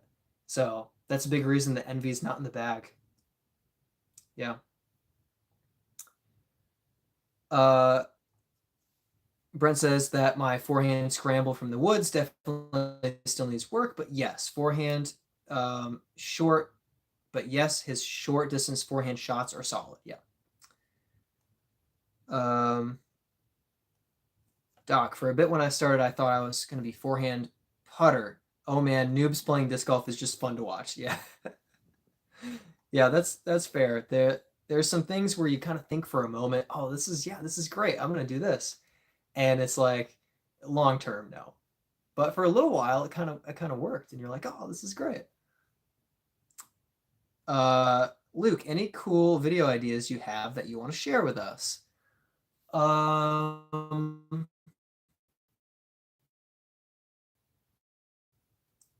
here's my list that I'm working on and try to share one that will be interesting without being a spoiler. Because I kind of want a few of them to be. I don't want you guys to think that they're about to happen if they take a few months to happen. But Luke always with the good questions, and he comes in clutch late. Brent always tries to keep up with the questions, but he's just okay at it. Well, I've already done those. Um, okay. I want that one to be a surprise. I want that one to be a surprise. I want that one to be a surprise. I'm planning a left-handed only round coming up eventually, so that's a big one. Um, I think that that will be funny. I think it will be a little bit painful, and I think that with the experience I actually have throwing left-handed, I'll have a few good shots. So I think that'll be pretty fun. I think that'll be pretty fun. So that's a big one that will be coming up, but it's a little further out. That one's planned for May, and then I'm planning a couple of like actually coming up soon, some more of like disc golf basics or tournament basics um, videos that I'm hoping to film, kind of like the basic rules and how to play the sport. So I want to lean educational, at least like one video a month for the next 3 months. I want to be an amateur educational video. Hopefully with some content and some tips and stuff that'll be applicable for everyone, but definitely more targeted at people who have questions about, you know, I'm nervous about going to a tournament because I want to follow the rules and I want to kind of answer that and get people prepared. So those are some things coming up that I have on the schedule. Andrew Peterson, welcome, dude. Thanks for joining us. Courses here in Minnesota are so muddy. Ugh, I biffed it on a course today, covered in mud, but scored -5. That's awesome. That's brutal. Just wiping out on the course, but still going 5 down. That's great. Uh, Brent says I'll believe it when I see it, but he was talking to me, not Andrew. You'll believe it. You'll believe it. Doc says, "LO Andrew did that on a cold, snowy day and some water. Was halfway through the round and freezing, but finished. Thank the Lord had extra clothes in the car." Whew. Uh, Doc says, "Brent, make it a forehand only round. Got intel that says Brad's forehand ain't up to snuff." Yeah, really. Fact Frenzy says, "Okay, thank you. I'll keep that in mind. Thanks for the disc. Excited to try it out. Heck yeah." Also, I think it's funny because my forehand actually gets me more distance and accuracy than my backhand. That's just so true for some people. The forehand is just natural. Did you play baseball growing up? A lot of people are like, yeah, it's just like pitching in baseball. Whereas for me, I'm like, I didn't do that. So that doesn't help me at all. But yeah, I played a lot of ultimate frisbee, and the motion for throwing was kind of decently natural. Obviously, the form is different and the grip, but there was something there where it was a lot more natural than the forehand throw, which just escapes me for power. I can do the short shot, but the power is just tough. So yeah, it's interesting, but if it's further for you, then use it. Absolutely. Brent says so much shade. Andrew, Doc, that sucks. Our winters are so cold, all the water is frozen, so we don't have to worry about being wet until you start sweating because you're wearing 6 layers. Yeah, sounds like Michigan. Luke says he has to go. Have fun. Luke, thank you so much for hanging out. Have a good one. Thanks so much for modding and joining us and being part of the live stream team. Doc says, "LOL, Andrew had some guys ask me if I'm from up north because even sub freezing, I'm usually in shorts and a t-shirt. But here in North Carolina, freezing or a bit colder is all we get." Yeah, well, it's cold enough. Freezing is too cold. We've had this conversation. Yeah. In high school, I would be like, "Oh, it's 40 degrees. It's nice out. I'll put my shorts on." I was stupid. I was a fool. Doc says Eagle's mostly forehand. Yeah, Eagle, Sullivan Tipton is a great one to shout out. His forehand is a monster. So good. It's a touch forehand with so much power. But yeah, and he's got more distance than his backhand for sure. For sure. Micah Groth is another younger guy who's kind of, I don't know about breakout, but like he's headed upwards in disc golf, and he's got a wicked forehand as well. Gabriel, I'm hosting my third disc golf tournament this summer with my friends. It's been a blast doing it every summer. That's awesome, dude. That sounds a lot of fun. I would be there if it was nearby. Where is it? Am I invited? That's awesome, though. Hosting a tournament. Heck yeah. That's really great. Yeah. I'm hoping long term to have some tournament like events at some point. Some birdie time events would be really fun. JS, for power forehand, are you running? I'm not the best, but I go pretty slow. It's definitely slow. It's kind of my run up has been like a skip where I kind of go left foot and then I kind of jump and then I go right foot left foot and my right foot left foot is my reach back throw. I've tried like an X step, but not super successful. I've tried slower. I've tried a little bit faster. It's just I think it's definitely a lot to do with my arm swing. And when it's off, it doesn't matter how my form is, the disc is going to be super wobbly. Um, oh, we have we have the owner of Facebook and Meta back again this week. Welcome, Mr. Lizard Person. Doc says, Brad, you should look into Trilogy Challenge Tournament. I hear there are great starter tournaments for people to host. Yeah, that's probably a good shout. I would be interested in also like another form of an unsanctioned tournament. But yeah, definitely like the trilogy is a great way because it's so accessible. So that one is a good one to keep in the back of my mind. Doc says apple cider is great. Apple cider vinegar. Apple cider vinegar was my punishment growing up for lying. I drank apple cider vinegar mixed with water. So I don't like it. Gabriel, we do doubles and we play two courses, and you carry your score to the other course. We play best shot. We play best disc. Yeah. That sounds like a lot of fun. Yeah, two course rollover score. That'd be very fun. Doubles. Man, you got me interested. Andrew, dill pickle chips are goated. They are pretty good. They're pretty good. They are good. The best pickle food is Lay's dill pickle chips. I'm not a pickle fan specifically.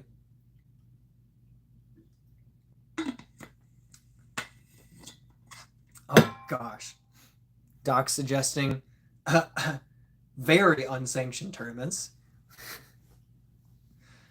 Dujit, how much of an advantage do taller, longer people have on average, do you think?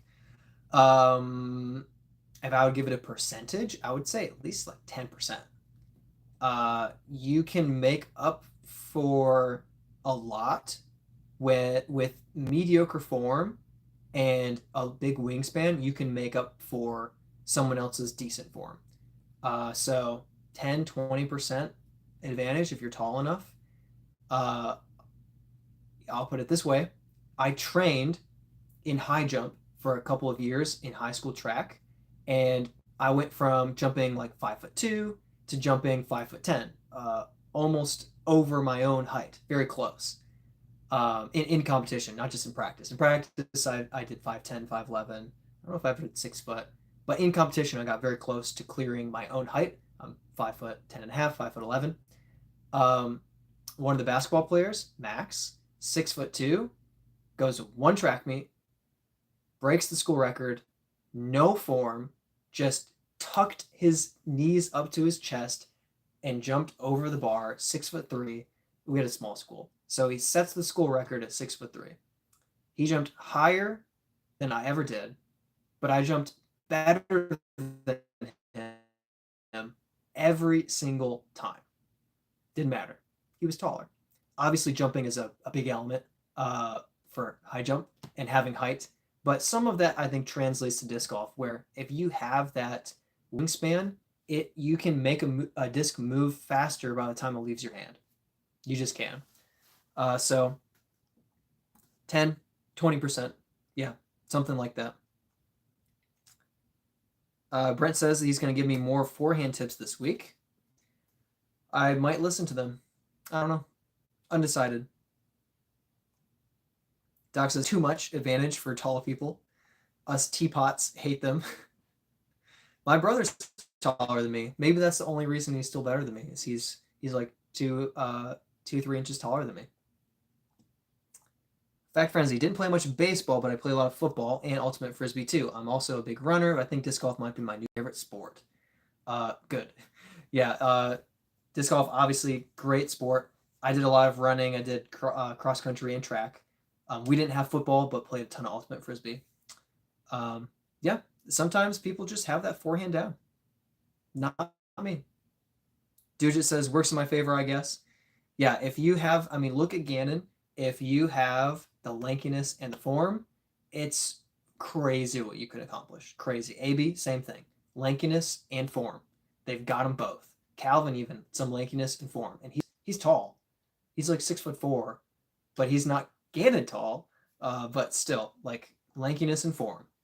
P31 says Ezra's not very tall. If we're talking Ezra Robinson, he's not super tall. He's still like 6 foot. I think he's tall, just not tour tall. But yes, he has excellent form and power. Excellent. The moment that that disc leaves his hand is the optimal moment for that disc to leave his hand. So it's not to say that lankiness always wins, but there is inherent advantage at certain levels of play to being taller and lankier for sure. But it doesn't mean that you're discounted from being in the mix. And Ezra shows that for sure. Doc says 10, they are literal levels. Brent says Jersey Mike's has these spicy dill pickle chips that are fire. Good shout out. Dude, yeah, my short friend's a little better than me, but I throw 70 feet farther. Yeah. Yep. Sounds about right. Doc says, look at the top players. 80% are tall, skinny guys. Yep. Very true. Gabriel, would you travel to another state if it was close to you? It's a blast, and maybe we could have the winner get 2 discs signed by you since you're the best, maybe, on a team by yourself. That sounds so much fun. If it were within 3 hours, I would really consider it. I don't know if I could go further than 3. Yeah. I don't remember if I know what state you're in, Gabriel, but yeah, either let me know where it is or DM me on Instagram or something. Let me know. I can't make any promises, but it would be really fun. It would be really, really fun. I would be up for that. Doc says only as short folks got is woods golf throwing. It's kind of true. Tight fairways are Dujit's kryptonite.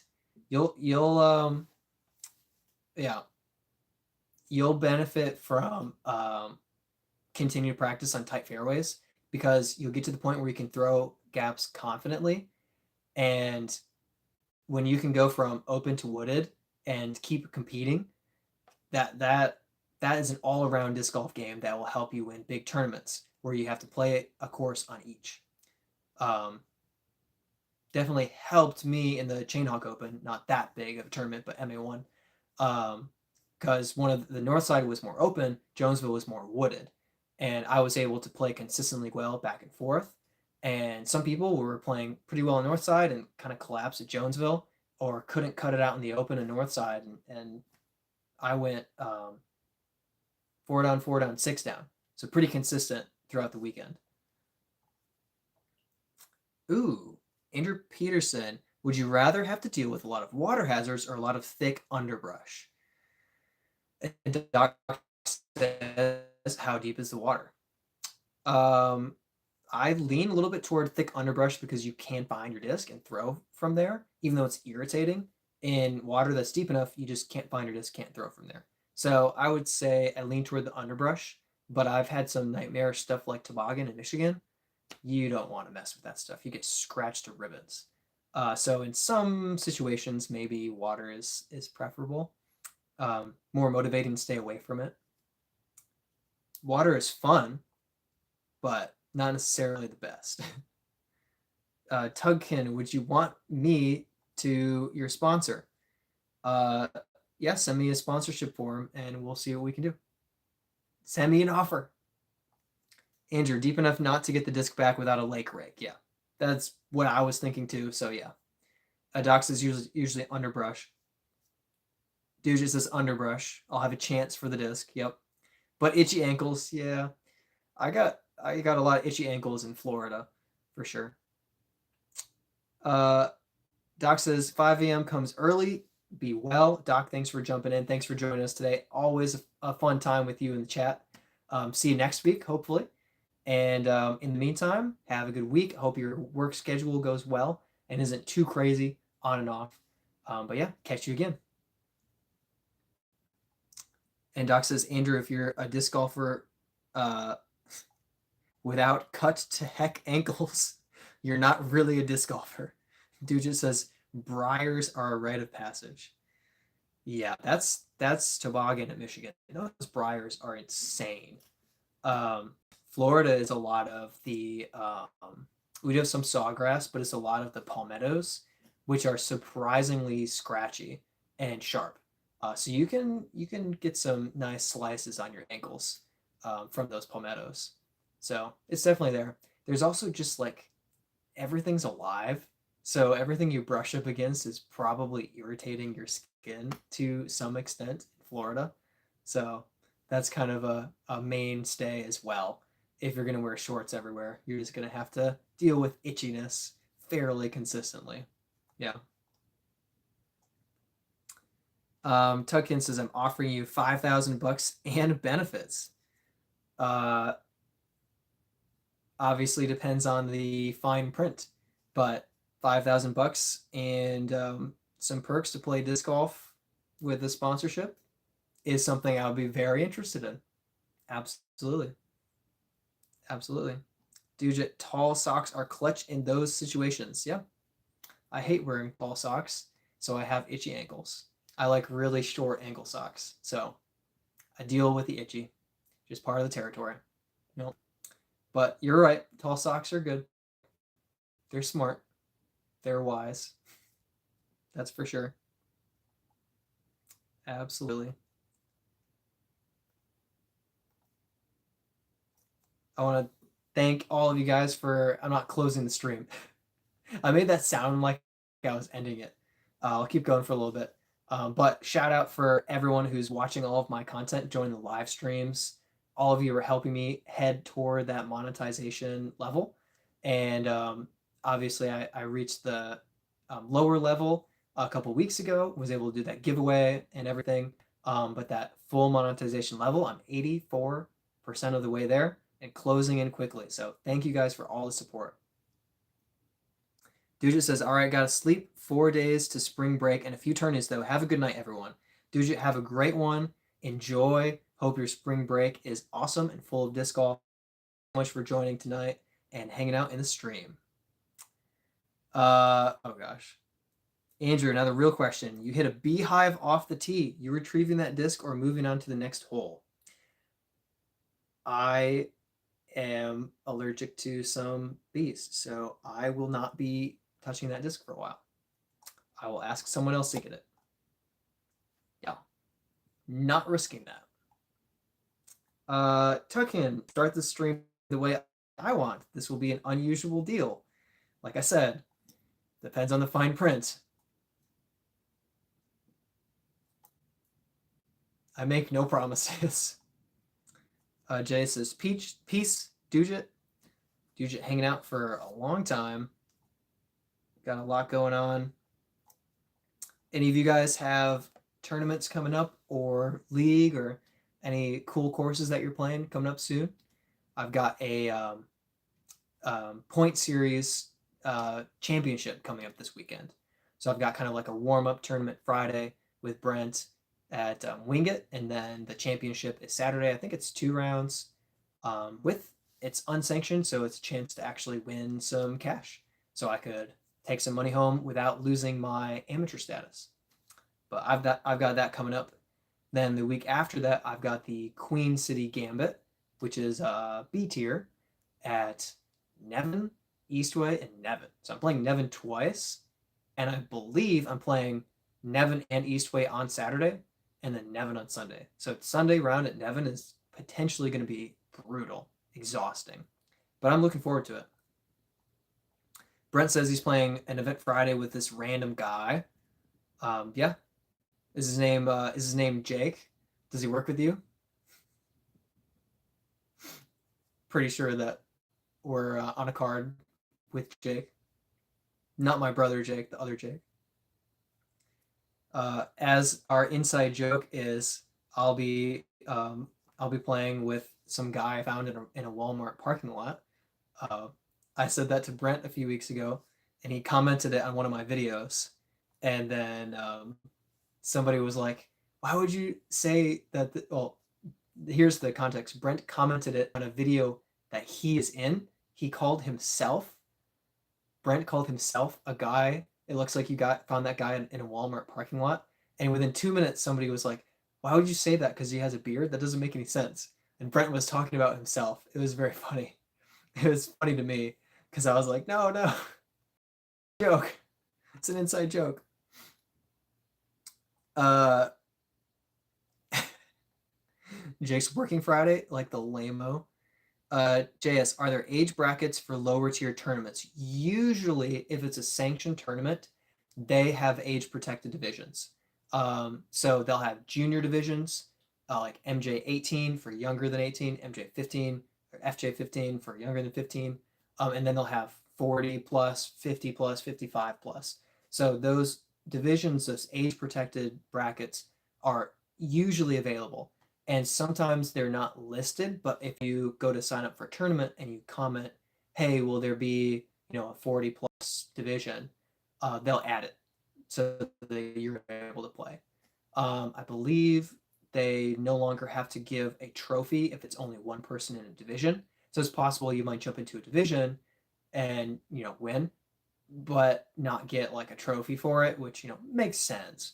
I think you should only get trophies if there's at least like 3 people in a division. But anyway, uh, yeah, usually there are age protected divisions available for C tier tournaments. But if it's completely unsanctioned, sometimes no.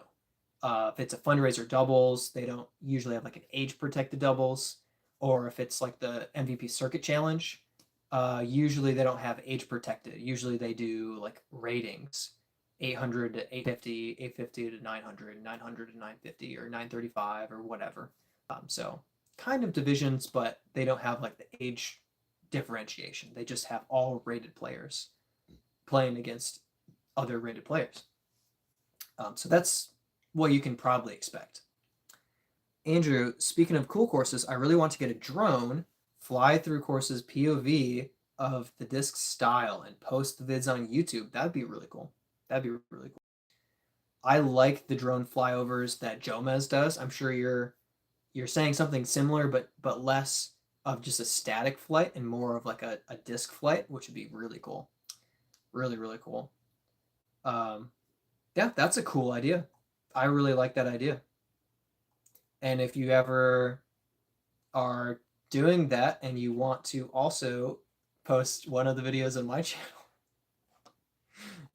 if you're going to make your own channel, then, have at it, make your own channel. But if you want exposure, Brent, I mean, I have the foremost knowledge of Walmart parking lots. I did used to work for Walmart for like 3.5 years. So he would know. Brent would know that he looks like someone I found at a Walmart parking lot. That's a good way to find a doubles partner. Yeah. For disc golf. Yeah. So that's what I've got coming up. Got some tournaments. Getting a little bit tired. Rolling up on 3.5 hours almost for the stream. Going strong. Having a good time still.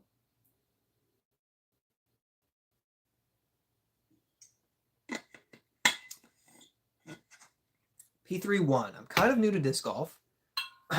Would like to invest in 10 discs for practice like I did with putters. If you had to pick one disc, what would you recommend?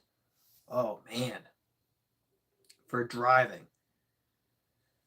Oh, man. That is a good question. Would like to invest in 10 discs for practice like I did with putters. This is a really big question.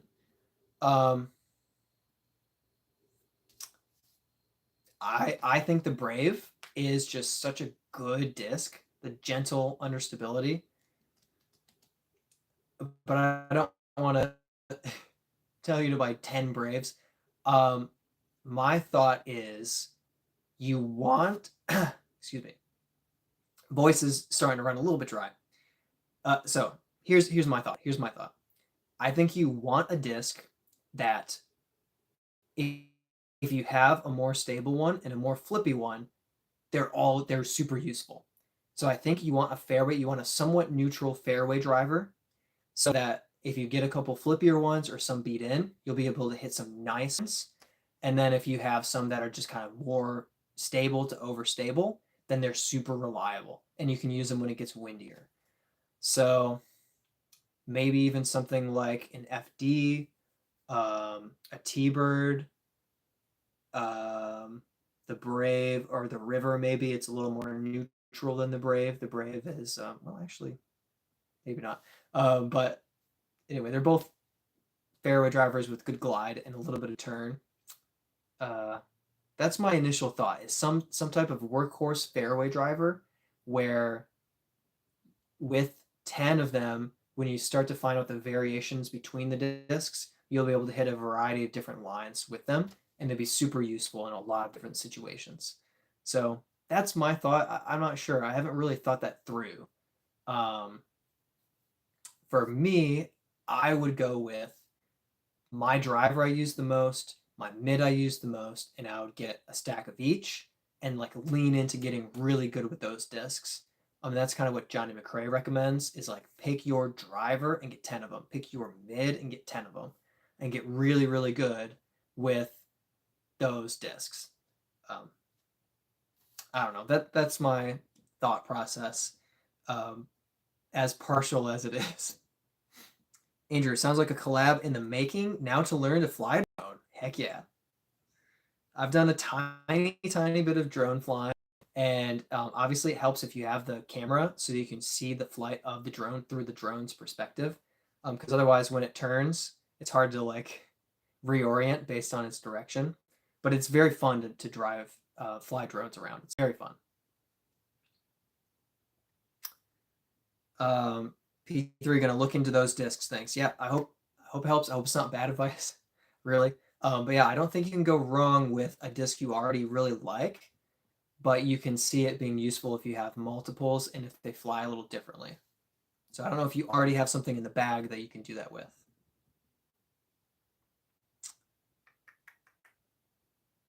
Brent says, I don't think I would get 10 of one disc to drive, 2 of 5 different discs. Yeah. Yeah, that's a good point. Um, that's a fair point. Getting a variety of discs is probably better. Depends on what your goal is. If it's figure out a disc, like pro tour level, figure out a disc, then you want a stack of them. But if you're not headed for that and you want to just get a variety of discs, then yeah, I would get a couple of flippy fairways, a couple of stable fairways, a couple of more overstable fairways, and maybe a flippy distance driver and a stable one, and maybe a couple mid ranges. If you're going to spread them out like that, definitely. Fact Frenzy, I appreciated your putting practice video. I tried to see where I could make that high percentage of putts and made around 80 out of 100 20-foot putts. So I think that's going to be my main practice distance. Awesome, dude. That's great. I really like that you're doing that, and it shows that you have that practice and confidence at that distance. And I think that will, in no time, that will translate to the course when you're out and around and you walk up to that putt and you're just going to be like, I hit this putt all the time in practice. And yeah, you might miss it every once in a while, but you'll be like, I've got it. So that's really great, dude. I'm hoping that really pays off for you. I think that will. Fact says I need to figure out which putter I like the best to get in bulk soon. Yeah, that's always a tough one. That's always a tough one. That's man, getting the putter, the putter. I got so lucky that I liked the Warden right off the bat, and I've just used it ever since. But yeah, picking the putter, I don't envy someone repicking. And I'm sure at some point, maybe a disc sponsorship or a certain situation, I'll have to change. Be like, oh, this is weird. It's a different putter. But figuring that out, I don't envy having to like refigure that out. P31, if you wanted a couple of recommendations, I think the FD, FD1 are really good. The Essence is really good. The River is really good. The Brave is really good. The Trail is really good. MVP Trail. The Infinite Dynasty is pretty good. The Insanity is pretty good. This little flippy fairway. Leopard is really good. Leopard 3, T-Bird. Those are all kind of like very usable fairway drivers that don't have too much speed. If you're not throwing with a high level of power and distance yet, then I would stick to that 7, 8, 9 speed range for the most part for controllability. Also recommend working a lot with mid-ranges and get them really figured out. Well, they'll help you step up to the next level of power and distance. If you're trying to throw 13 speeds right away, it's hard to handle that speed if you're not throwing with that power. You're saying hopefully backhand 300 by end of the year. Yeah, I wouldn't go above 9 speed if you're hoping to work up to 300. And I would work on throwing mids, up to 250. And then at that point, you should be able to throw a fairway and start moving up to 300. That's a good way to do it. But yeah, definitely if you're going to throw drivers, I would stay in that 7 to 9 speed range for the most part. And I would pick stuff that's a little bit understable. I would pick stuff that's supposed to turn so that maybe it'll just fly dead straight for you and eventually start to drift and turn over. Andrew built my bag to have 2 of each speed up to 12 speed discs. 1 overstable, 1 understable of each speed. That's pretty cool. What do you have for your 6 speeds? I almost never see 6 speeds, and I've looked at disc golf flight matrix where it lists the amount of discs at each speed, and the 6 speed has like nothing compared to almost all the other speeds. So I'm curious what you have for your 6 speeds. Form snap and accuracy, yeah, that's good. And you have leopards, that's good. Andrew, putt with the Atom for glow rounds a berg. Stupid cool. Yeah, that sounds really cool. I've had a little success with the Atom. I putted with it after the Trilogy Challenge, the Circuit Challenge. I used the Atom for fun as a putter for a little while. And my brother used it, my younger brother, Devin, used it for a while for putting and worked for him. He changed to the Roach and really likes the Roach now. But the Atom, I like throwing it actually. Yeah. Brent says that Shrike is about to get used after throwing it on 12. Yeah, I gave Brent a gold Shrike, and I got the better end of that deal because he gave me the calculated stamped Rocket League disc, which I am thrilled with. I'm super happy with this. Let's see if you can see it. Yeah, that's not bad. You can kind of see it.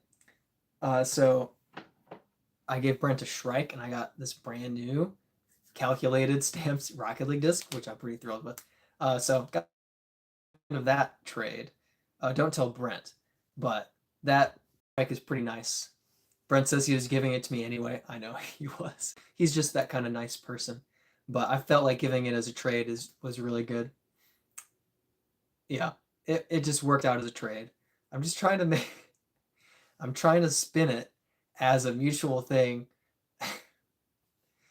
Anyways, I really appreciate it, Brent. I love the stamp. And I texted it to a couple of my buddies that play Rocket League, and one of them collects them and doesn't have this disc yet, this stamp yet, and he's jealous, so I was glad. And then my other one didn't know they made Rocket League stamp discs, and he's jealous. So, success. Yeah, that Shrike, Brent throws pretty dang far, and the Shrike is very glidey. I think it's a 13.6 -2.2, maybe. It's fast and glidey, and so if you have the power, it goes forever. We'll see. I totally misspelled flight. Yeah, 13.6 -2.2. Look at that. It sounds like I know something about disc golf off the top of my head. Yeah, Brent, it was a hit. It was a hit. It's a cool stamp. I didn't know that I knew that I had heard that Andrew played Rocket League, and I saw that at some point on coverage when he was winning last year, and so I was like, "Ooh, Rocket League, that's really cool." And when Sullivan Tipton had his pickleball stamp, I was like, "There's some cool stamps that might be out there." So when I saw it, I was like, "Yes." Worm says Discraft XL was my favorite. Haven't played in years. Haven't played in years, man. You gotta. Well, I don't know if you're able to, but hope you're able to get back out there and get around in. Disc golf is doing pretty well these days. It's doing pretty well. A lot of new players who just love the sport, and still a lot of older players that are chugging along. I just saw Michael Johansson today. He won a tournament my brother was competing in. I just caddied for him at Renski, Renski 3 rounds at Renski in Charlotte. And Michael Johansson is just like, he's just played forever. And so he's out at Renski like, this is easy. This is easy $700 I ever got. Yeah, it's really cool to see some of the older guys out there who, I mean, they're not throwing the 500-foot bombs on tour, but they've still got it. They're still disc golfers. They're good, especially in the Charlotte woods. Yeah. JS can't throw Shrike, Star Wraith, yes, Star Shrike, nope. I got a used one that was a little bit beaten already, and it flies so nice. I think used Shrike is the way to go. You get like a Halo Shrike, it's brand new, so stable. It's ridiculous. There's quite a difference. Beaten up a little bit, it's really nice. Brent says easily 400. Yeah, I'm thinking it was pretty darn close to 400. Little bit more than 400, but it was right there. It was ripped. Oh, you're saying 12. I was thinking of 6. Yeah, 6 or 7, whatever. 12. We should have measured that. It's probably 440. I don't know. It was a massive throw. P31 says disc golf is life. Disc golf is pretty great. It's pretty great. Andrew, overstable MVP signal, Castoplast, Cax Z. Signal, okay. The signal. Nice. Either of them. I do like Castoplast. I think good plastic. I know I've heard of the signal. I'm sure it's in a lot of bags on tour. And we've got, but yeah, I haven't thrown one. 6.5. Oh, the signal 6.5 -3.1. That's nice and flippy. Cax Z. Okay. Oh. Trying to do a little bit of research, and that's a 6.502. So the signal is the flippier one, and the Cax is the more stable one, according to the flight numbers. Maybe you throw them in reverse. I don't know, but I should try out the signal at some point. It sounds like a fun turnover shot, like a fast soul. That'd be really cool. Yeah, I got it reversed. Yeah, no problem. Yep, that's what I was thinking. I was like, I haven't heard of, like, I would think the overstable signal would be like Simon would have talked about it at some point. But yeah, it makes sense with it being flippier. He's probably not throwing shots with a signal. But yeah. JS, I had the cleanest release with my Wraith, and it went from straight to burning over to the right. It felt good because I gave it a lot of power, but it was nowhere in the basket. Yep, that absolutely happens. You kind of level up your form and your power, and you realize, oh, this disc doesn't really fit in my bag anymore. Or you have that great shot like you just had, and it's just like, oh, that shot was so good, but now I totally missed my line. Yeah, that's kind of brutal, but it's kind of a fun realization. You feel like you're leveling up a little bit, but the scorecard doesn't like it. But it's still cool. The retooled Cax is more stable. Nice. Nice. I don't know enough about, I don't know enough of the discs or about Castoplast.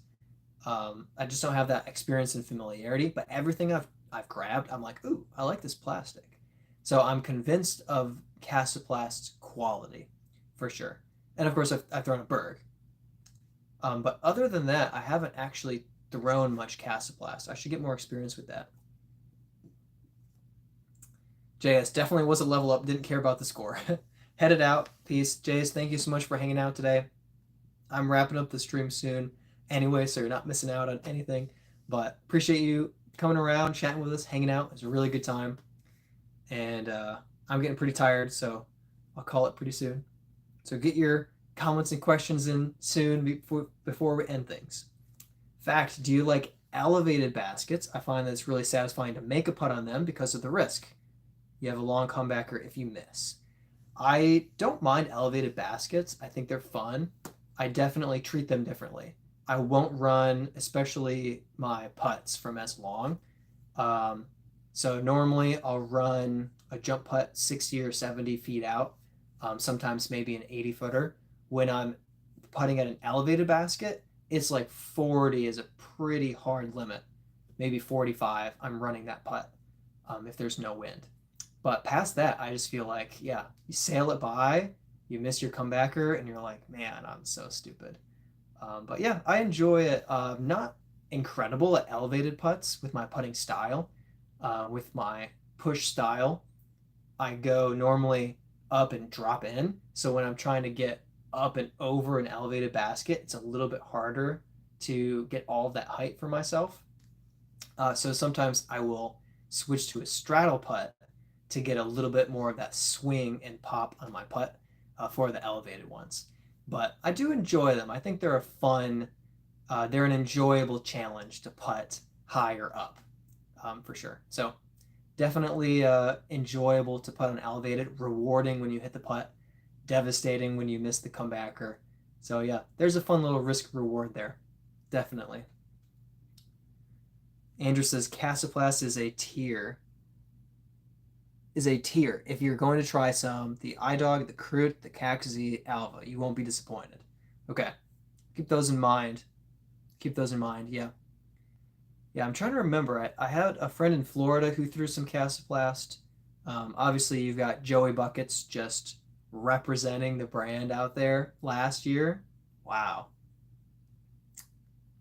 Uh, P31. I throw gold in DGV. What does that mean? I'm lost. I'm too old. I don't know. Are these is this standing for something? I'm a little behind the times. You got to educate me. Disc Golf Valley, of course. Of course.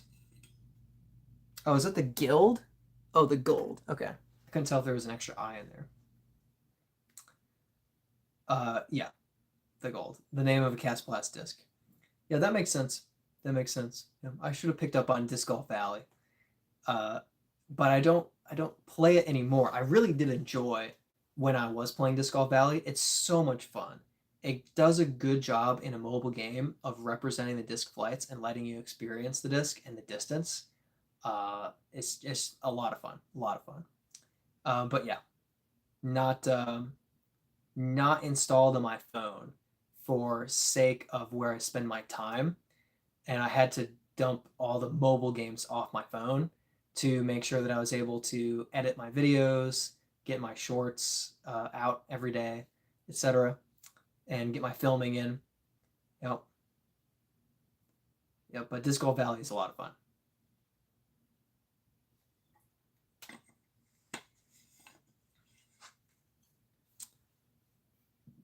That's all you know about it, just the name. Andrew, gold is your next purchase. Need to space out when you buy a disc so the wife is happy. Absolutely wise of you. Very insightful. Yes. Can't just get too many discs too quickly. Stack them up. Gotta keep your priorities in order, and you gotta be balanced. Fact says when me and my friend got started playing, we found most of the discs we played with in the water at local courses. Now that I've bought a more strategic collection. Yeah, I started out, my brother gave me a stack, which was really nice of him and very helpful. And then I found that I was bad. So when I went to find my disc, I would find other people's discs who lost them. And anything with a phone number, I made sure to turn it in. But I found a couple of blank discs, and I was like, I don't know how I can return this to someone. So it's my disc now. So I got a couple of free discs that way. But anything that was really like brand new and nice, I did try to turn into the club to try to, see if they could return it to someone. I also monitored the Facebook lost disc group, and if anybody posted about it, I wanted to immediately comment and be like, "Hey, I just found it. I've got your disc." But yeah, every once in a while, I just found a disc. No one's there. No one's posting about it. No way to find the owner. And I was like, "Sweet, one more disc to try out. Why not?" I've also lost a few discs, and I know that somebody found it with no way to get it to me, and I'm glad that they have a new disc. That's happened too. Andrew, bedtime for the kiddos. Have a great night. Good night. It's about 5 minutes out for me as well. I'm pretty wound down, getting a little bit worn out. Thank you so much for joining and chatting with us. Really appreciate it. You have a good one and enjoy your disc golf in the near future. Hopefully catch you next week. Yeah, when you're paying for the discs, you really gotta be a little selective about it. When I was starting out, every tournament I played, they're like, "Hey, players pack disc," and I was like, "Whoa, sweet! I get to try out the Claymore. Whoa, sweet! I get to try out." I don't know. There are so many discs, and I can't think of one. We'll just say the river. Like, oh, I get to try this out. Like, that's so cool. And then I got to the point eventually where I'm like, they give me a disc, I don't throw it. I just have my bag, I have my discs. So if I'm going to get a new disc, I'm going to buy a disc that I want to throw and that I will use, or a replacement disc. So I think you have that evolution where you kind of like head in that direction of being more strategic and picky with what you're picking up. P31 says thanks for the advice. Appreciate your Sunday live sessions. Absolutely. And we'll be back next week, 6:30 p.m. EST until about now. Maybe not as long next week, but absolutely a lot of fun chatting. And yeah, we're winding down. So anybody that's still chilling here, go ahead and throw out your last minute comments and questions. I'll be running down the live chat and then probably playing a little bit of Assassin's Creed for a few minutes and then going to bed because I'm tired. But absolutely, P31, thanks for joining and hanging out. It's really a lot of fun. Good live stream. A lot of great conversation. I only fell really far behind once, and I blame Doc for that, for having an extended conversation with Dujit. But of course, you guys should be able to chat with each other and have a good time. Brent says, how much wood? Oh, how much can a woodchuck chuck if a woodchuck could chuck wood? It's how much wood could a woodchuck chuck if a woodchuck could chuck wood? Come on, get it right. And the answer is 14. Any other questions? Just hanging out for the last minute or two before I sign off. Brett says he said it wrong to confuse. Great. Luke says, tell us all of pi. I think it's 3.14159. After that, I'm not sure.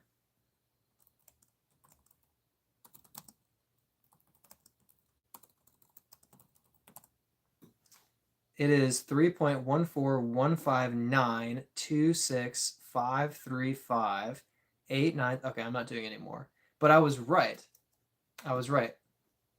It was 3.14159 and then 2. I should memorize that too. That way I have one more digit of pi. He said cheater. No, I knew that. I watched the Night at the Museum, where the guy had pi memorized to a certain extent and he would say it over and over again. So I remembered it. And then I looked it up to see the rest of it. I had a classmate in high school who was on the quiz team with me who memorized pi to the 100th digit. 100 digits of pi he memorized for fun. He was the valedictorian of our class. Fact says, what's the farthest under par you've gone on any course, and what is good in general for a beginner? So if you have a good par 3 course where every hole is 300 feet, then if you're a beginner, you should be enjoying getting some good pars and then some bogeys. So a few over, 5, 10 over on a course like that is great for a beginner. A course like that, my best I think is uh 15 down. I think is my best on a course like at 14 down on a course like that, where there's some challenging holes, but not too many. Um, and Brent says Blair Mill, you can go like -20. Yeah, I know I've gone like 14 down at Blair Mill. Blair Mill is closed right now. They ripped a bunch of baskets out of the ground and they have the course closed for maintenance for March. I think they're doing something with how much mud and water is in the course.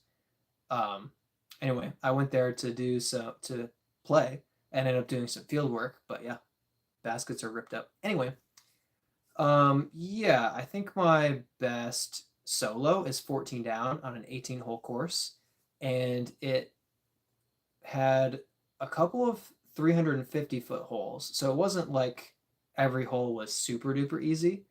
And actually, I recorded it. It's on my YouTube channel. So I think it was my birthday. So last September, I recorded me going 14 down, and I think the leaderboard record was 16 down. So I actually was pretty close at the top of the leaderboard. Yeah. So a course like that, if you were to go and play, the difference of being able to throw 100 feet is massive, because if you can throw 300, you can reach every single basket for birdie. But if you can only throw 200, then you're only going to birdie three holes. So for a beginner at that level, all of your pars are good, and anything you birdie is great. After a year or two, everything that you birdie is great, and everything you par is fine. And then you shouldn't really take that many bogeys unless you throw a B. Anyway, that's a good question. Yeah, so 14 under I think is my best through 18. And yeah, for a beginner, a few over par I think is good for sure. I've had friends who've gone like plus 29 on what I would consider a pretty easy course.